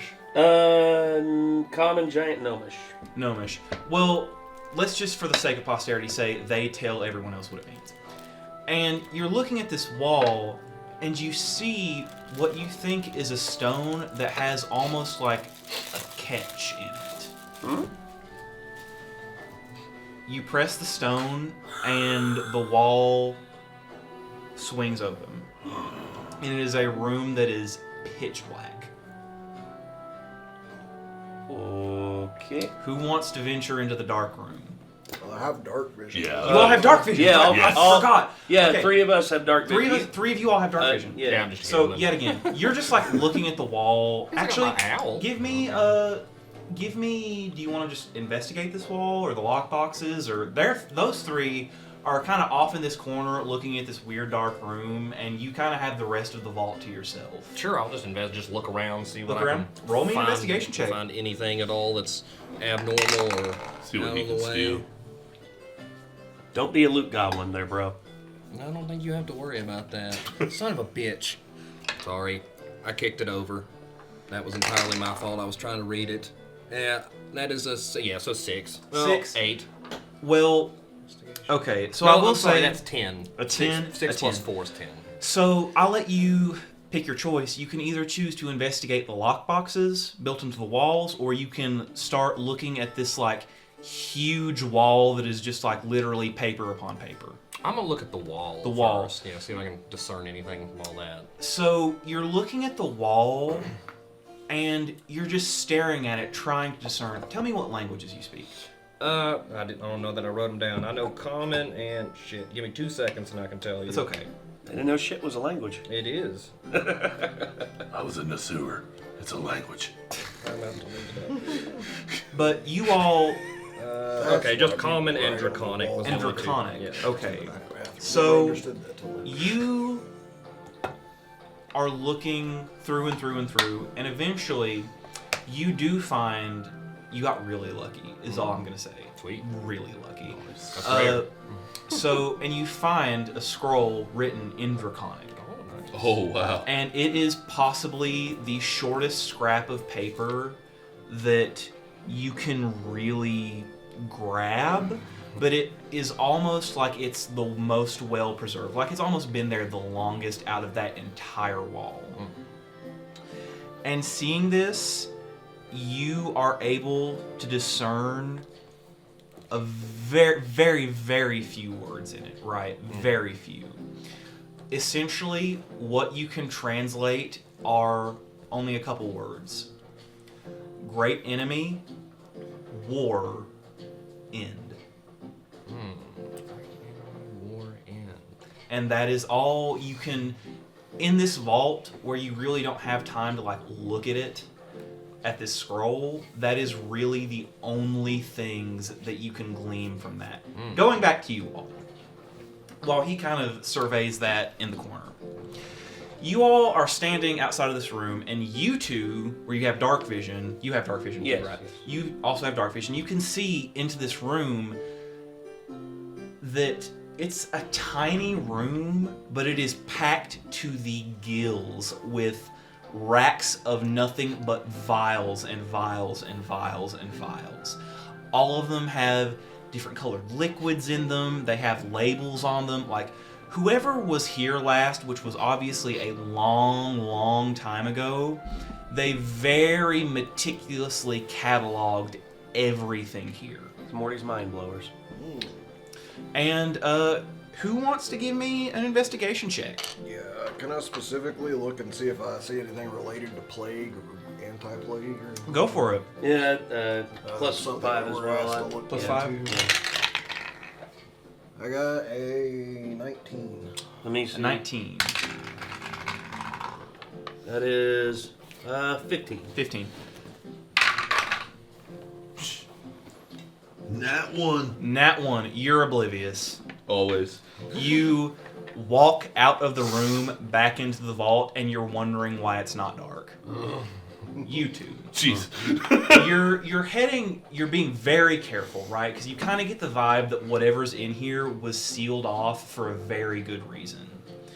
And you, Nick, in the back of the room, you see a leather-bound book that looks so old, it's probably as old as the fort itself, if not predating it. And you pick it up, and it's in Dwarvish, and you're reading this book, and you start to realize it is a catalog. Give me a medicine check. Okay. Medici. I have a +0. What's on that 20? 17. 17. Close. You recognize, just through like, so you're a monster hunter, right? That obviously means partially you have to understand the physiology of monsters. Meaning you understand that you recognize the names of certain diseases that they can catch, and then almost like rabies transmute to like sentient beings, right? So you're looking and you see more than a few times there is a disease written and what appears to be a number written next to it, and then a dash and what appears to be a cure for said disease, also numbered and labeled apart from that.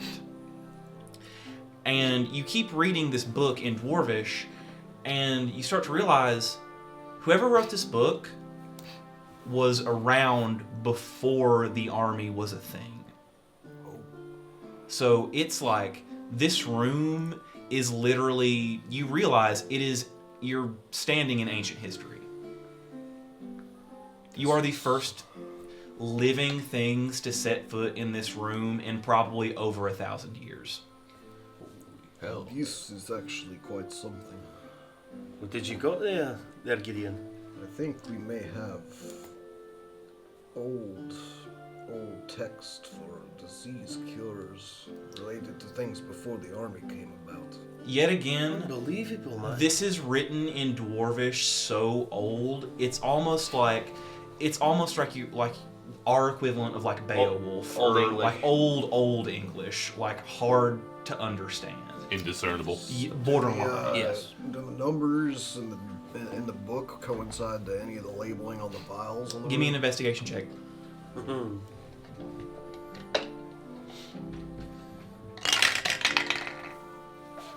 17? So that'd be 18. Nice. 17? 18. 18. So you do realize that, like, you start to look around and you see, okay, so this goes here, this goes here. You start to understand this cataloging system, and you think that you could maybe kind of figure out where things are on your own. You don't need this book. You just need to... You need the book to cross-reference, but that's about it. And that's really what this room Ladybug. contains. And yet again, you realize, okay, so not only is this essentially a safety deposit box for cures, it also holds multiple diseases and plagues that could devastate everything. So I kind of immediately go, be very, very careful. I If we wasn't. break anything in this room, it could mean our immediate deaths, or slow and painful over the next several months. Yet again, you're just back out in the vault, kind of hanging out. You don't know where you are. I don't really plan to touch anything here. I definitely would not. I'm going to take a think few we steps should back. Take the book and come back out of the room slowly, and we should go ahead and close the door slowly and gently, and we should probably take this book back to our employer, and perhaps I'll peruse it on our way, because Quick reminder, I will say we may You're- have found what we need. the book is not a recipe book, it is a catalog. Yeah. So Like, basically, we would take it and tell him, like, there's a vault. This is the book. You could do shows that. The content. Could, but But yet again, Cliff's Edge is 8 roughly days. an 8 to 10 day journey, depending on So weather you and how probably fast would you all rather- go. So can I see if I can use the book to find a cure for the plague? That's You don't know the exact plague. You just know that it's a disease. He just told you, yeah, there's some weird thing happening out in the wider world, and we need a cure for it. I was going to say, is there one in there that's like a casts a wide net for like a lot of different like sicknesses? Can I check that? Give me a medicine check. I really don't know what else to do there. Damn, that one just jumped out. It's cocked. And it was a 17 too, damn. That'd be a 13. A 13.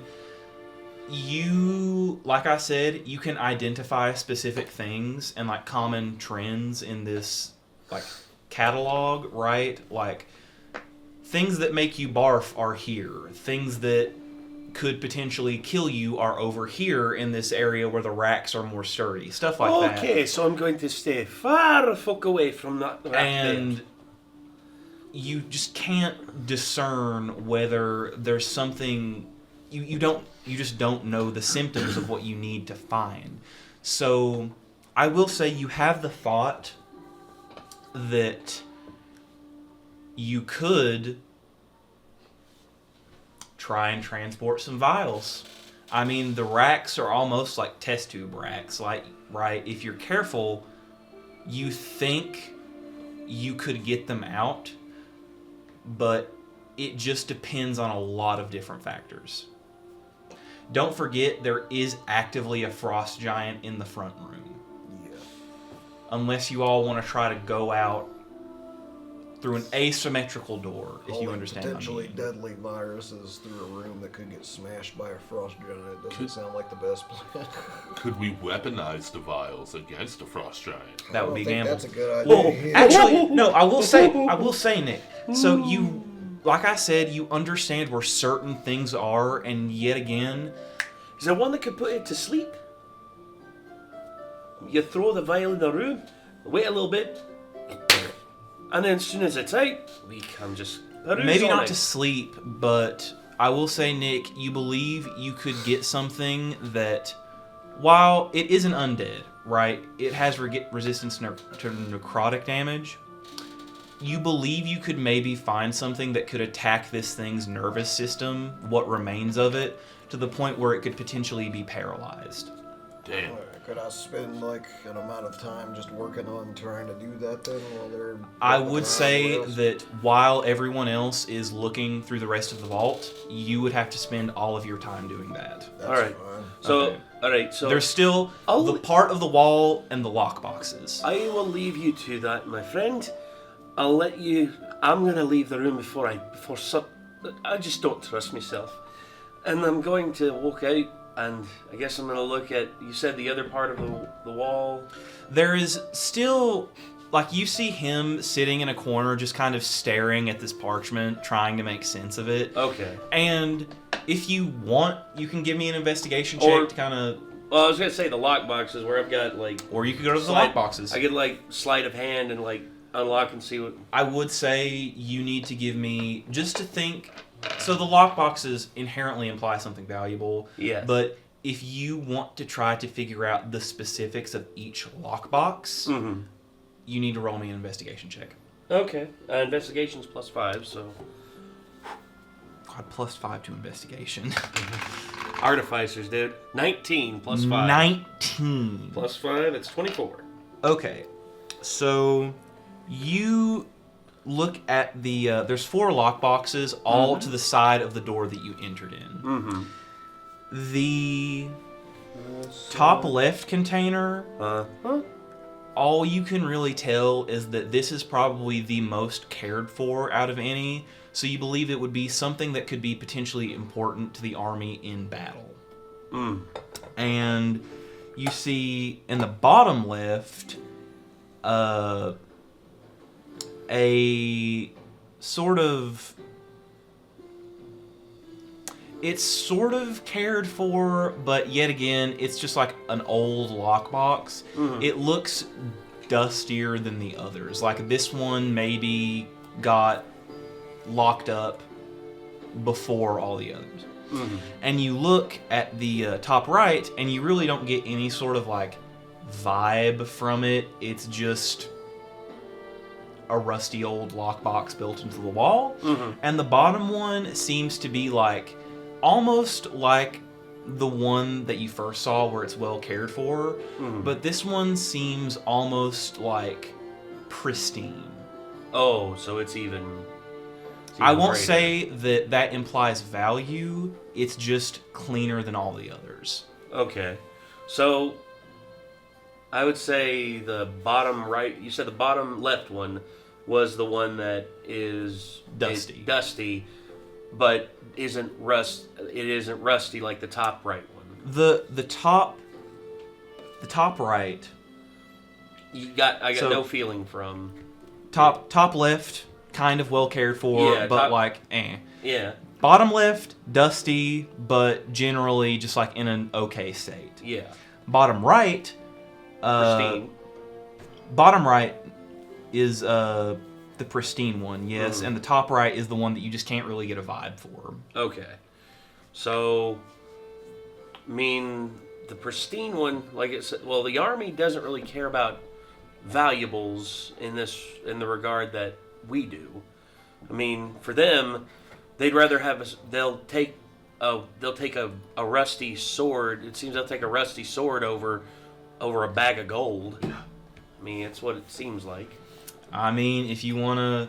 I'm not saying that you can't open more than one lockbox. It's just like you'll need to pass a decently hard check to open it. Okay. I think I'll start with the bottom left one, the rusty one that isn't as it's but it's not like the top right one. It's it's more the mid one in terms. The one that you like can't get a vibe for. No, the one I can't get a vibe for is the top right. Top right. Yes. I'm okay. going for the bottom left, the one underneath the. Bottom left, Yeah. the pristine. Yeah, one. bottom left of the. Pristine, Okay. Yeah. So this is like I said, this thing is polished, well kept of dust, cared for. Oh, that's the bottom right. Sorry, I meant bottom left. Did I say bottom left? I can't remember. Okay, sorry. So decent, This one, decent, and then dusty, no feel for pristine. So dusty. I'm gonna go Dusty. Okay, give me tell me your plan of attack. Okay, my plan of attack is to get out my my tools, and I am going to go up, and I am going to put a shunt in to what's the locking mechanism like? Is it like a regular? It's almost like, so you less need to worry about the lock, because these are old lock boxes yet again. Okay. So you more need to worry about this thing Won't is open. almost rusted shut. Okay. Like I said, the front facades Mm-hmm. kind of give you a vibe for everything, but generally the locking mechanisms are just so old. Okay. That's the problem. All right. I have an idea. So, I have some gunpowder, Mm-hmm. and I have I basically just pack a little bit of gunpowder into the edge of it. Not enough to like destroy anything. Just kind of maybe Just burn through the lock. Burn through it, and then and enough percussive force to basically like pop it. Give me a luck check. Just flat. DC 10. That is a 16. 16. Okay. So, you pop open this lock. And inside, it's just dusty and old. You see just a little box.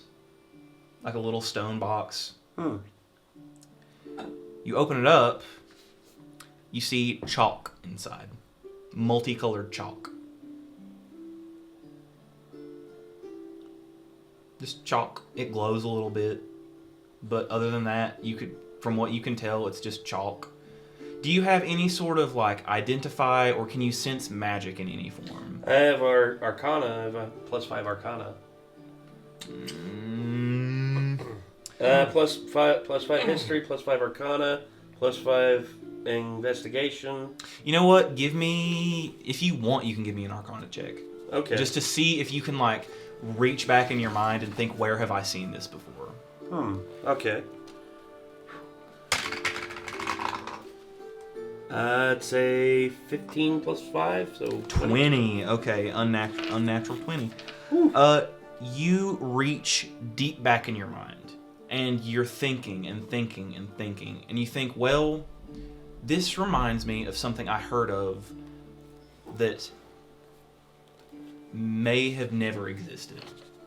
This reminds you of a rumor you heard of an item called Rift Chalk.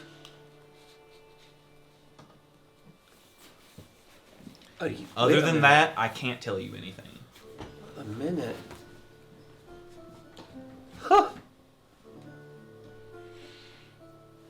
And Okay, one I'm second. going to Let me roll. You just have that one that you have been so focused on. Let me see if I can't roll a d4, because that's what I need to do. There are 3 pieces of chalk in this thing.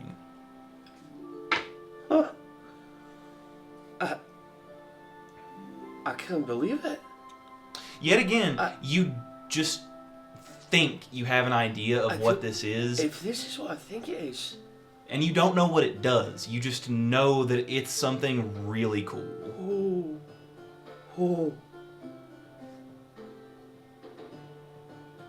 And then there are 3 other lockboxes to kind of just look at. Do you want to try and pop one open? Yeah, I'm gonna go for the pristine one. The pristine one? Yeah. Okay, so what is your plan of attack? Just Brute force. brute force, kind of Just punch it open. punch it open. Give me a strength check. I'll say DC 15 since you're trying to punch a metal box. This is not my night. 7 plus 3, so 10. You punch the box, and I mean, like, you crack it, which is impressive because it's a metal box. But that's all that happens. Oh. Yeah. Is there? I'll allow you to like try something else if you want, but that route is kind of exhausting. We are in. Don't forget, in the other room there are like swords and stuff that you could basically like pry. I'm looking at that. I'm like, I hear. Like I'm looking at the rift chalk and I hear him punch that. I hear the. Christ, man! You know there's a room full of other stuff in there you could use to open the bloody thing. Can I hear him punch that from where I'm at? Yes. Can I offer and just be like, if you need the crowbar, I have one. You can if you want, and yet again, I would say that's a dexterity check just to like try and pry it open.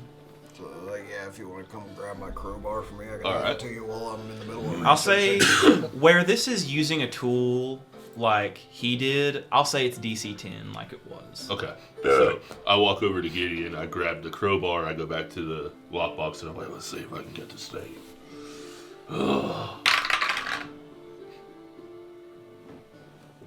16. So you pop this thing open after like you literally use all of your strength. And you open it, and inside you see what can only be described as a leather cord. It's a necklace. It is a very simple leather cord with a small wrought iron figure on it that looks like a soldier. And it is polished to the point where it shines like the sun.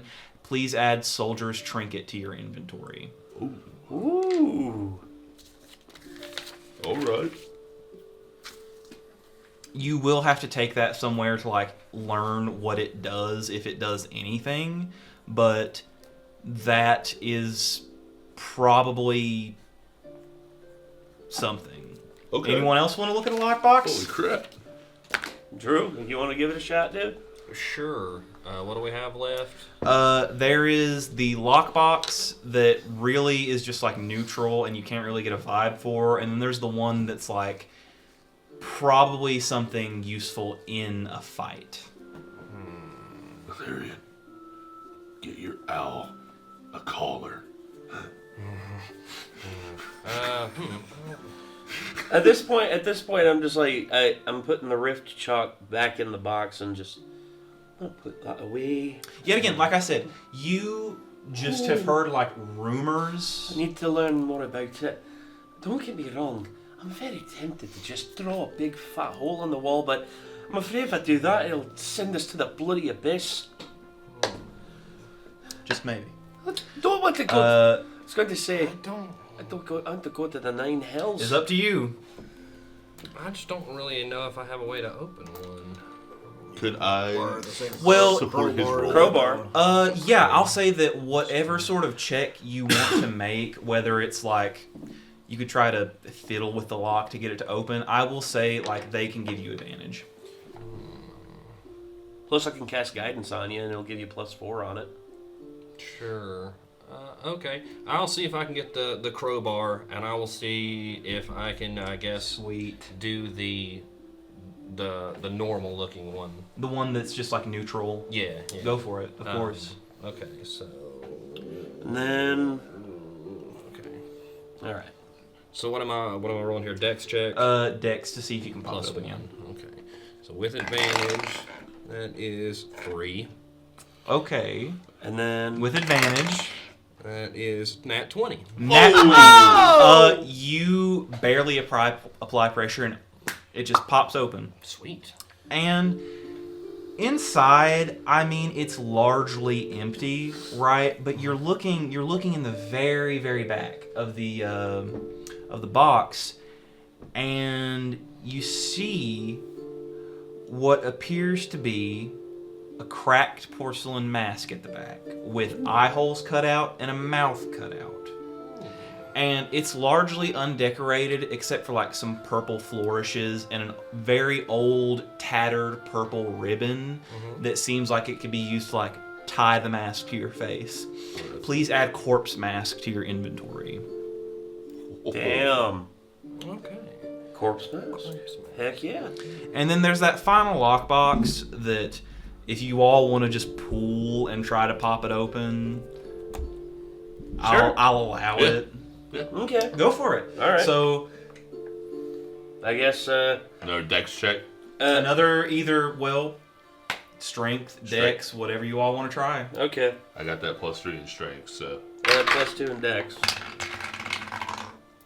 Oh God, never mind. That's a 13 plus 2, 15. 15. You just barely hit it. Woo! So, Dex, you pop it open, and inside... Go ahead. God, you are just on a fucking roll. So, you pop it open, and immediately, like, it's bright. Like, you really... shit. You did not... Every other lockbox has been, like, just like a regular box.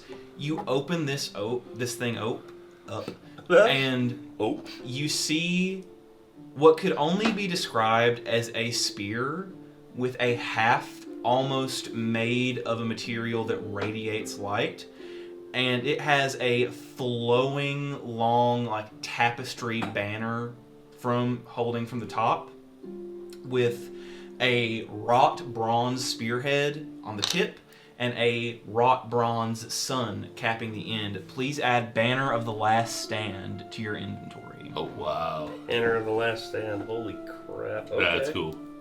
Also, I rolled a nat 1 on that shit. Okay, so yet again, you try to punch the box open and you just hurt your hand. Fuck! And Nick is still in the back, just like checking that. And I will say, Nick, your search does bear fruit.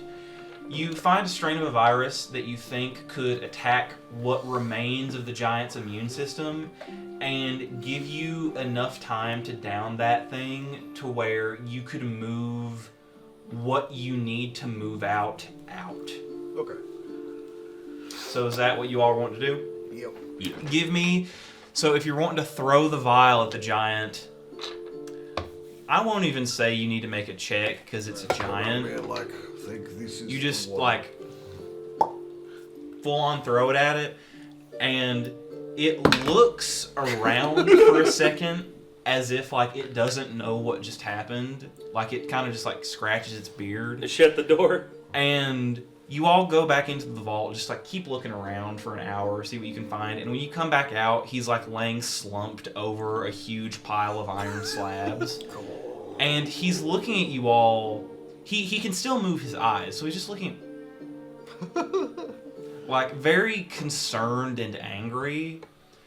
And I mean, he can't do anything. So you all are really just free to move in and out. So I guess my plan would basically just be to try to pack up as many things that seemed like cures as we could get packed up and distribute. Cures or amongst virus ourselves. strains. Yeah. Depending on what you think is useful to And take. we actually could Everything use that the I leather found that bounds seems to actually useful like is, wrap them up to like keep them safe. Yeah. Good thinking. I will. You know what? I was gonna have a check, but since you thought of that, good. I will allow you all to kind of get away scot I have, free. like, Oh, wait. extra clothes in my inventory we could wrap around stuff as well. There is a. I will say there is kind of like a small cart in the warehouse used to like transport stuff around, almost like just like a dolly. Mm-hmm. So if you all thought you could transport that for almost 8 days, then go for it. It's like Archer. It's like, why don't we use that? Well, of course we're gonna use that. Well, obviously. With them doing that, I'm gonna say something crazy here. Can I attempt to decapitate the frost giant with my greatsword? Insult to injury. give me a strength check. Oh lordy.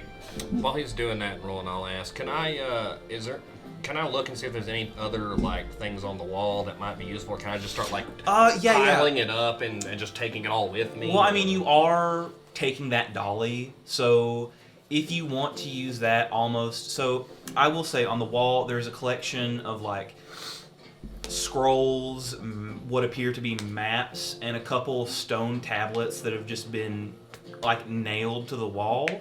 If you want to spend your remaining time in the warehouse just piling that shit up on a cart, Yeah, go probably for what it. I would do. Go for it. Okay. And give me that strength check. 17 plus 3, so 20. Fuck. God dang. So you approach this giant that's just kind of like laying there. What I assume he's just like waiting for whatever's happening to wear off so he can go back to work. And he just sees you walking up. And I mean, I'll let you describe what happens. You rolled the 20. Okay.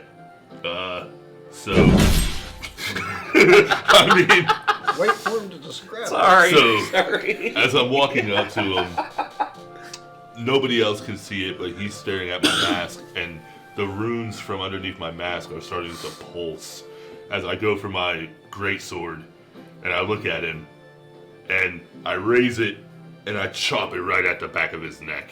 And I mean, it takes more than one chop. Yeah. But you really managed to like lop this thing's. Now, you just have like a giant head laying there. I mean, it's already half rotted because he was a zombie. But you have a giant head. Do you want to take it with you? I walk up behind him like, put it on the cart and show them what we did So- to get this stuff. Yes. Yeah. Actually, That's actually a really great story. having a giant head on top of a bunch of glass vials. Actually would not be the best of moves. We could be dragging it behind it. We could tie the hair of the giant to the back of it and drag it behind it. Fine. It's like one of those old can kickers. It's like one of those I old mean, can I'm- kickers on the back of a I'm car. good with leaving I can it. just, like, Well, I mean, that would probably My slow rope could down your literally, journey like, by That's a true, decent that's bit. true. I was just trying to be creative. Does, I mean, you can take a trophy. Do you I was want gonna say, to take does a the mold? frost giant have like cut off an ear. an ear or something? Or a like, finger. So, I mean, the Hand. frost giant. or a hand? Throw me just like an investigation check to see if the coolest trophy you can find from this giant. I hope I didn't derail everything on that, dude. Oh I'm no, sorry. God no. You're gonna say rolls a nat 1? Oh, 17. 17. Okay. You're gonna say if you roll a nat 1, it'd be the You're giant's looking penis. and you turn That away giant's from the balls. head of the giant and you look towards the body, and you just like kind of start rifling through this dead giant's pockets, and eventually you find a stone, like just a smooth like basalt stone that has a rune carved in it, and it's just cold. It's a really cold rock. Okay. I mean, hey, I'll take it. So- I put it in my, Yeah, armor pocket. I mean, like so. for the giant, it would have like been like a pebble, but for you, it's just like a rock. A rock. It's a rock. So with What that, country Saddam Hussein from? Iraq. well, you all with that set off and just throw me a Constitution check as a group. Let's see how long this journey back to Cliff's Edge is going to take. It's a 13 plus 3, 16. 20. Nat Are 20. you kidding me? Okay, so immediately that journey, like you are like dragging them behind you. We just You are the one pulling the cart. I also Okay. have a total of 22. A total of Hell 22. You are helping push the cart. And you all managed to cut what should be an almost 10-day journey down to 5 days. Whoa. Through just like pure marching. And yeah. like you at this point, you all have spent almost a week in army territory. You know, you've kind of learned how to just avoid them and not really care about them. bobbing and weaving. We also Yes, just it's almost wanna like- get the hell out of there at this It's almost like avoiding a storm cloud. Except the storm could really just explode and kill you. So, you all make it back to Cliff's Edge with Oh, yeah. with your riches and items in tow. I mean, where's your first stop? Do you all go straight to the trading company? Or do you just run? You all do have... You have 2 gold pieces each. You have, if I'm not you two have like stuff that you need to take to get looked at. Two rubies. I have 2 rubies. You have 2 rubies. So I'll just say, like, you don't have to go anywhere specific to pawn those. Just add 100 gold to your inventory.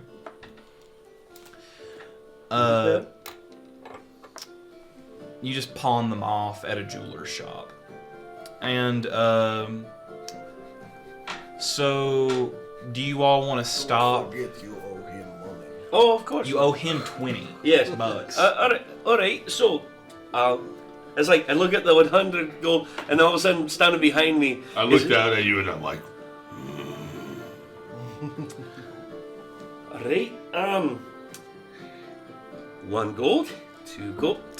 I haven't got the time for this rust. 4, 5, 6, 7, 8, 9, 10, 11, 12, 13, 14, 15, 16, 17, 18, 19, 20, and 1, 2, 3, 4, 5 for your trouble. Thank you. Okay, so you now have 75 gold, which is a lot.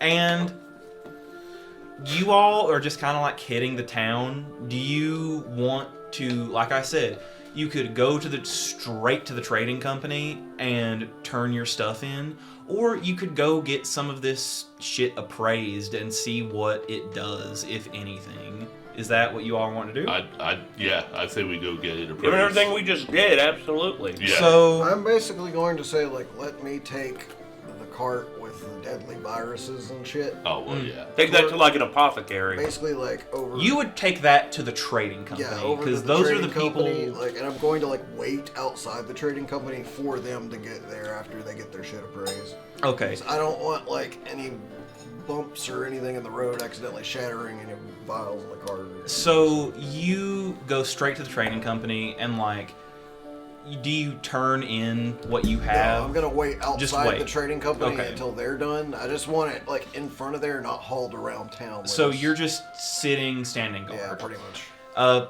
Do you join them in their appraisal? Yeah, I'd like to see what that mask is about. So Okay. Save for the rift chalk So- and the banner. You all take it to a resident artificer, what appears to be a young gnomish man who's really just kind of, his shop is new, he's new to town, bright-eyed and bushy-tailed, and he's like, okay, what do you all have? And you present him with that chalk. And I'm just gonna rattle off these stats to you all instead of just like doing it in character. sure. Okay. So I'm going to do the chalk first. So pencils at the ready. All right. Okay. Oh, shoot. Come on. There we go. And inventory. There we go. Okay. Rift, chalk. Okay. This small wooden box contains, in your case, 3 pieces of chalk. As an action, you can use the chalk to draw on a wooden, plaster, or stone surface to create a passage 8 feet tall and 5 feet wide and up to 10 feet deep. This passage lasts for 1 minute. Once used, the chalk piece crumbles to dust. If 2 pieces of chalk are used simultaneously within 60 feet, they formed a linked portal instead. So if I use 2 of the pieces, like within how? Within 60 feet, they don't Okay. create a passageway, They it's create a portal. portals. Okay. That's cool. And you can So you're use saying if you only use one and you use it like on one side of a wall, it will go straight through the wall. If the wall is 10 feet deep. 10 feet. You can't just like draw a tunnel in a mountain and expect to get through the mountain. But if it's just like, if you went back to the tavern and didn't feel like using the door, you could just walk through that. It's got to be wood or stone, right? It has to be wood, stone, or plaster. Plaster. Okay. And next, Soldier's Trinket. Usable 2 times a day, the wearer of this necklace can cast either Blade Ward or True Strike as a bonus action. Okay. And that is what that does. Blade Ward? Yeah. Blade Ward or True Strike. That almost makes True Strike not trash. You can use it as a And bonus action. Corpse Dang. Mask. Give me a second. I have to get this pulled up. No worries. Okay. So are you ready? Yeah. Okay. 2 times a day usable. Face of the Dead. For 1 hour, you can take on the appearance of a humanoid that you have seen die whilst wearing this mask. The mask can store faces of up to 5 individuals an hour after a new death is witnessed. The The wearer can choose to replace an old face with the newly deceased. Dang. Interesting. And you said it holds up to 15 Up to 5 faces. And Nate, are you ready for Banner of the Last Stand? Hold on, let's see. Flat out, just gonna tell you to be ready because this is a lot. Oh shit. Okay, Banner, go for it. Okay. +3 spear. That's just damage stats. It's thrown, versatile. As an action, you can thrust the spear into the ground and with a battle cry, cause the magnificent banner to unfurl. All those who hear you may immediately spend their reaction to respond to your call and gain a point of inspiration, or 1d12 inspiration die use on any attack, ability check, or saving throw. The banner depicts the heroic deeds of past members of the Army of the Dead. Aura of Heroes. In addition, all those who have responded to the initial battle cry have +1 attack and advantage to fear effects whilst within 30 feet of the banner. The banner cannot be removed, altered, or destroyed by anyone or anything short of a wish spell. After 1 hour of use, its effect ends and cannot be used again till 100 years have passed. Damn. Wow. So, it's a really cool one-use thing, but past that, it's a really good spear. That is an absurdly good spear for this level. Are you? You ain't kidding. Jesus. I did not expect you all to take that much interest into that box. Something you'll find about us, we like to look at everything. We like to loot. We are Loot pilfer. goblins. We're filthy pilferers. Well, it's +3 spear, 1d6, +3 piercing, thrown, versatile weapon. So that's a good weapon for what this is. Admittedly, I almost made you all fight a frost giant first session, so it kind of balances out.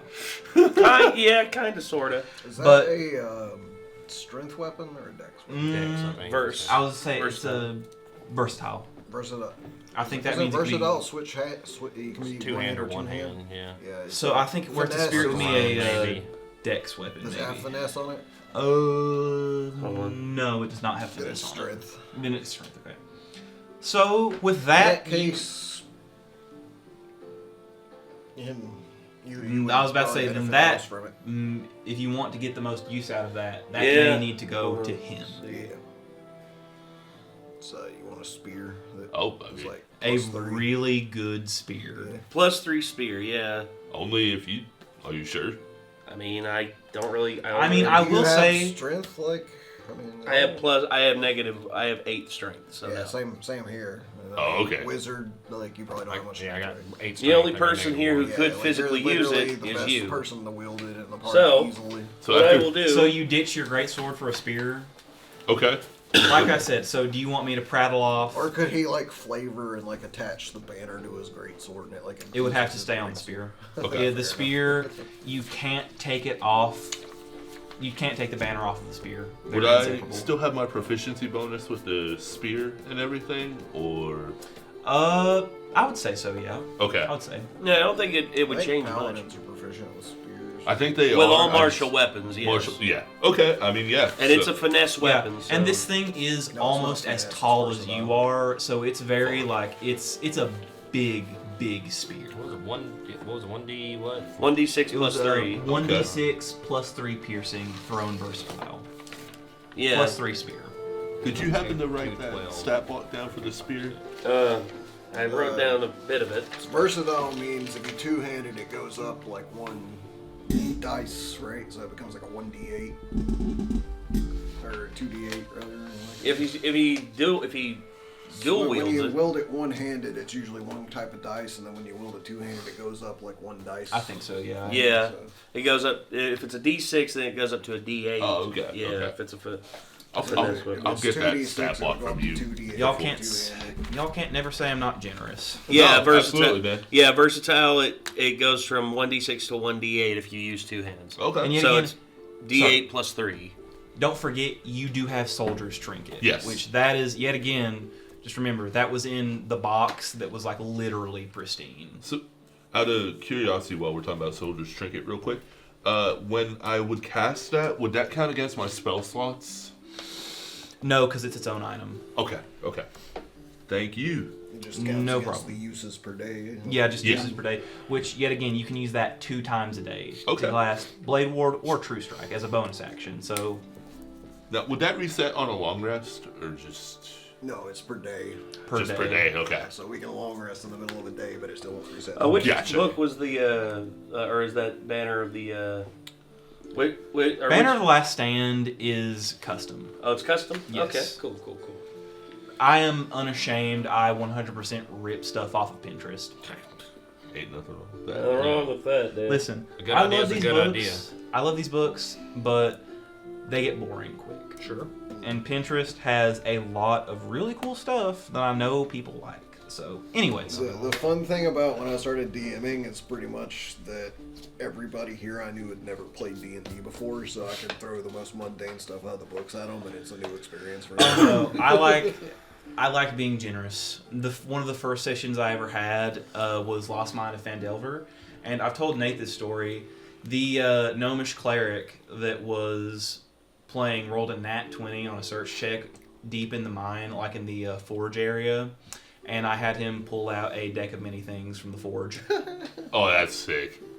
Deck of Many Things is one of those things that I just never use. I'm just like, nah, that's ridiculous. Well, I mean, I gear my stuff to be like difficult as the first combat scenario showed you all, but yet again, I give you tools to deal with it. True. But so with that, you all have gotten your shit appraised. It's awesome. As obviously, you have your mask that can store faces. You have a spear and a cool necklace. You have chalk that can Literally make a hole in matter. Now you're thinking with portals. there you go. And you have world-ending viruses that you're just kind of sitting on outside of what is essentially just like an office building. I'm just trying to get paid for the job. So with that, you all kind of converge back to the trading company, and that young elvish man sitting at the front desk is like, "Oh, you all are back? Did not expect that. Okay, I'll go." What the hell do you mean you did not expect that? I'm not going to comment on that because You tried to send us on suicide mission. I didn't try to send you on a suicide mission. I'm the secretary. Your company tried to send us on suicide mission. Kind of. Anyways, I'm going to go get my boss. I'll be right back. I'm going to go get Rackham. And you all, yet again, see this ancient gnome just kind of like hobble out, and he's like, "Well, what happened? Well, we ran into some... I see you boys somehow managed to make it back." Barely. As there were undead in the hills, as you would obviously assume, and they were quite the challenge. I don't know what the deal is, but apparently they are very hard to hit in a battle because I swung my sword like I have turned to swing my sword many times and just nothing happened. Have you ever considered you're just not good with a sword? No. Think about it. No. Anyway. I've had many battles before where my sword has been fine. This is So? a weird one. I have My character's just 100% like convinced that like there was This is something a weird fluke. about that undead. He was just having bad luck that day, but he's convinced there was something weird about that undead guy. I have my 100 golden reasons for you boys to come back. Well, we might want to negotiate that a bit because I think we have what you actually didn't think we'd bring back, which is potentially cures for plagues. Whenever... Found it. No, let me show you the one that I have. Oh, the one that you... Okay. I was trying to get the full... Oh, wow. Actually, wow. That is what I was trying to describe. Okay. Can you actually like, screenshot that and send Yes, it to me on 100%. text? Because I was gonna... I'm making the custom item on D&D Beyond, and then I'm going to put it on... Put it all on here. Of So that course. way I'll I can send literally all of send the the stuff item to to you. you, and you can equip it Hell yeah. on your D&D Beyond, and basically the stat block. Because I found the stat block for a +3 spear, and I'm going to put like all the other stuff in the notes and like all the other things like Of the one-time course. use. Like, and also once that one-time use happens, does the spear stop being a +3 spear, or is it still? It stays. Its other stats stay completely normal. Okay. Okay. All right. So it's a one-time use in extremely desperate circumstances. Yeah. So I pull out the ledger and I go, "Tell me, little man, do you read Dwarvish?" I am quite literally as old as dirt, so yes. Okay, well, we have here an inventory of what we brought back with us. And as you can see, there's some very interesting things here from a long fucking time ago. Well, he sees that, and he just kind of snatches the book out of your hand and starts reading, and he goes, "Do you have anything to back this up?" We have all the shit that's in the book on the cart out front.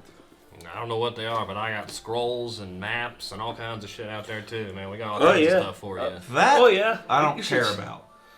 What he's saying, that that interests me. Well, Some people have no respect. considering the fact that It's we like, had to some get... people have no Show him respect for stone. anything like Pull out that. stone. We had to fucking get past giant undead fucking fuck off huge guy. I told you there would be problems. Literal mount. It This was not problem, this was bullshit.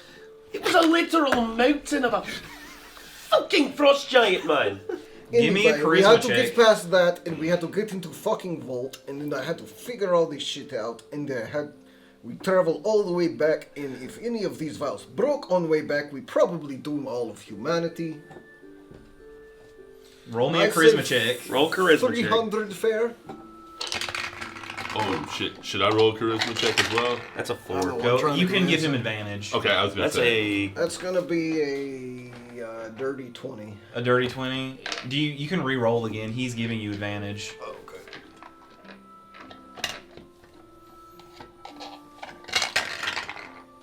That's way worse. Okay, so dirty 20. He goes, maybe my 100 little pals can get 200 new friends I think that would be cool. if you give everything. Well, I have no use for it, so... And he snaps his fingers, and you all see a couple of workers run out and grab the cart and just take it into a warehouse. Wait, hey, Be wait. very careful with that. If you break it, we all die. Oh, He goes, he looks up and he Wait a goes, minute. wait a minute. like, cause I would keep the scrolls and tapestries and stuff like that. Yeah, we don't care. You may not, but someone else out there might. You might want to grab those off cart before they... We All right. are interested. Let me give you boys an insider secret. We as a company are interested in the army only for what they can provide for us. We don't care about them aside from that. Okay? So while this one fruitful venture was really cool, we don't really care about it past that. They gave us that cart that not only is going to save lives, but also take lives and make us a lot of money. So, What do you mean boys- by take lives, exactly? I'm gonna say, Dwarf, is you just gave us a cart full of things that could win a war in a night. Your company fights wars? We don't They're a bloody fight. trading company, man. Of course, they supplied both sides of the war. What are you talking about? Fighters are gonna fight. We just provide the swords. This is just like when I was back in the mines, man. Didn't matter as long as the ore got Anyways, dug. Every He time. pulls out he snaps his fingers, and his young elvish secretary brings up a small iron lockbox that you open up. It's got all your all's gold in there. Well, I don't really like the implications, but it's a job. A job is a job. I guess so. But Some doors do not close once opened. well, at least we got paid for it. At least we escaped with our heads. And you almost escaped with a giant's head. A frost giant's head. That. But hey, at least you took its stone. Well, not the literal stones, but the... Never mind. And I mean, you also showed the artificer that rock, and it's just a cold rock. Okay. It's just cool. Just a cool. It's just a cool rock. But that 75 gold apiece. 75 gold apiece. Can I don't know. Can I ask if there's any, show him the piece of paper, and I don't know if you speak Draconic, but this said something about I want to say a great, an enemy, and maybe an end. That's the only thing I can really make. Do you at least know where I can take this if you don't know what to do with it? Do I look like I know a dragon? Well, you're old as dirt, right? You've probably seen them. I'm old, not stupid. Maybe turn, you know. But okay, gonna say it's is a there matter of anybody opinion. in this village that I might be able to take this to? Is there like somebody who's good with scrolls or magic or I'll a tell you town what. mage? I'll tell you what. You boys brought me maybe the biggest payday my company has seen since I Ever? first started these offices. So, I'll give you some information. I appreciate it. I do know someone who can translate that scroll. I do. But they are on Eliad, down south. I can provide you with passage. Because the less people here that know about your boys' little trip up north, the better. So, You're saying it'd be better for you if we not live here anymore. Great. Sunshade, I hear it's wonderful this time of year. Jungles, thickets. They don't have giant fucking army of dead guys, right? No big spiders, though. This I can do. Speak for yourself. You had dealt with a cave spider before.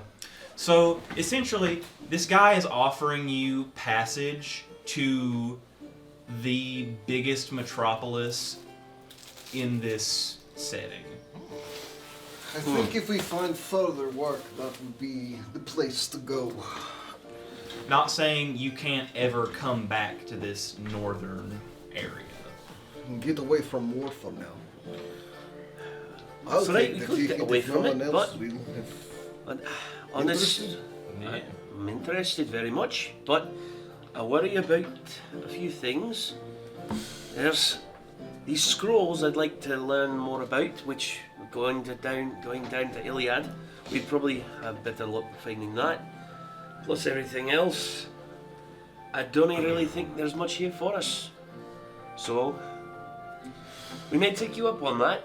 I had kind of, idea of fighting undead army, because just reasons. I don't like this darkness, but what I've saw on our trip this past couple of weeks is that this army is going to need another army to fight it. I don't think individually there's much I can do here, so why not pursue other avenues for the moment and maybe return if we find some more things we can do against them.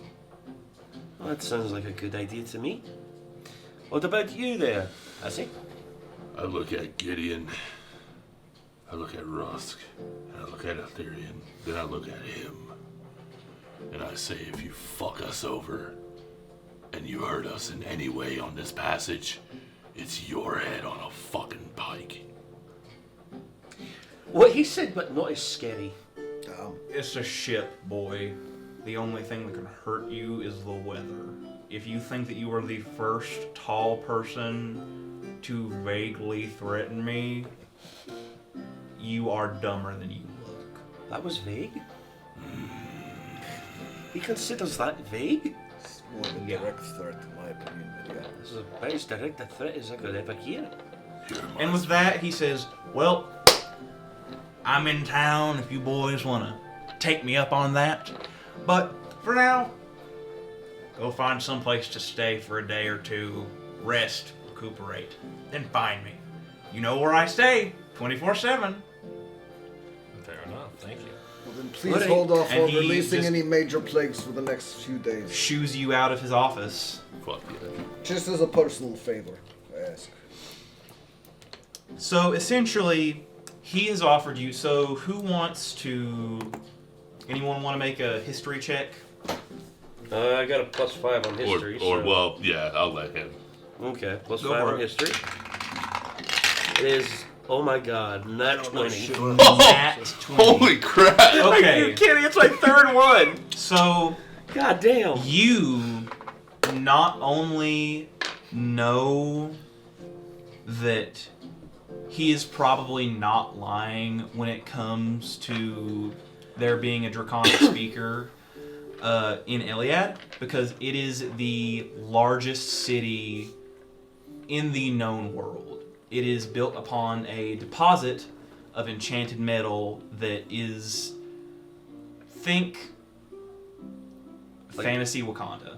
Like adamantite. Oh wow. Not like sci-fi, but it's just a really fucking big city.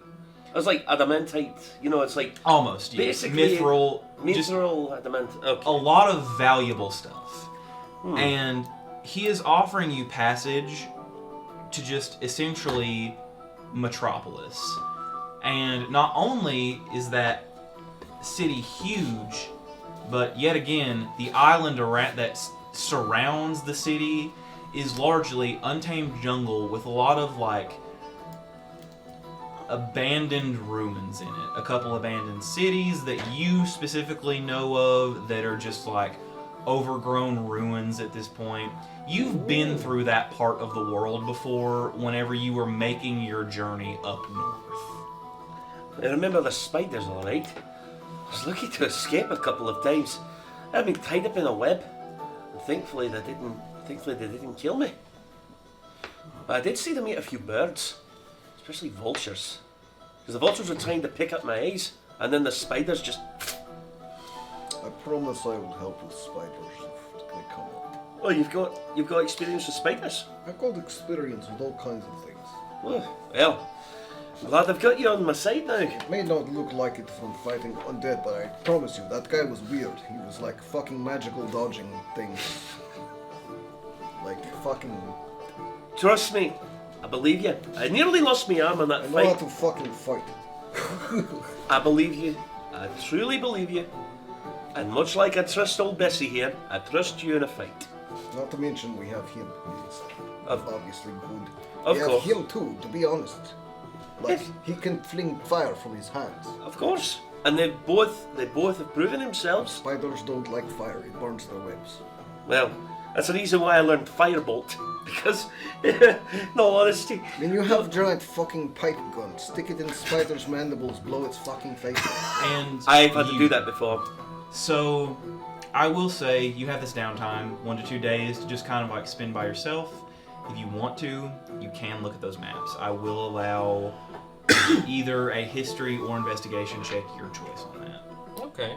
I would like to, just in case before any kind of resting happens, I'll use my last spell slot here, and I'd like to at least see if there is anything that I should sort out that's magical. Can I use detect magic and see if there's anything in there Amongst that like sheath of papers. Yeah, just anything that would stand out.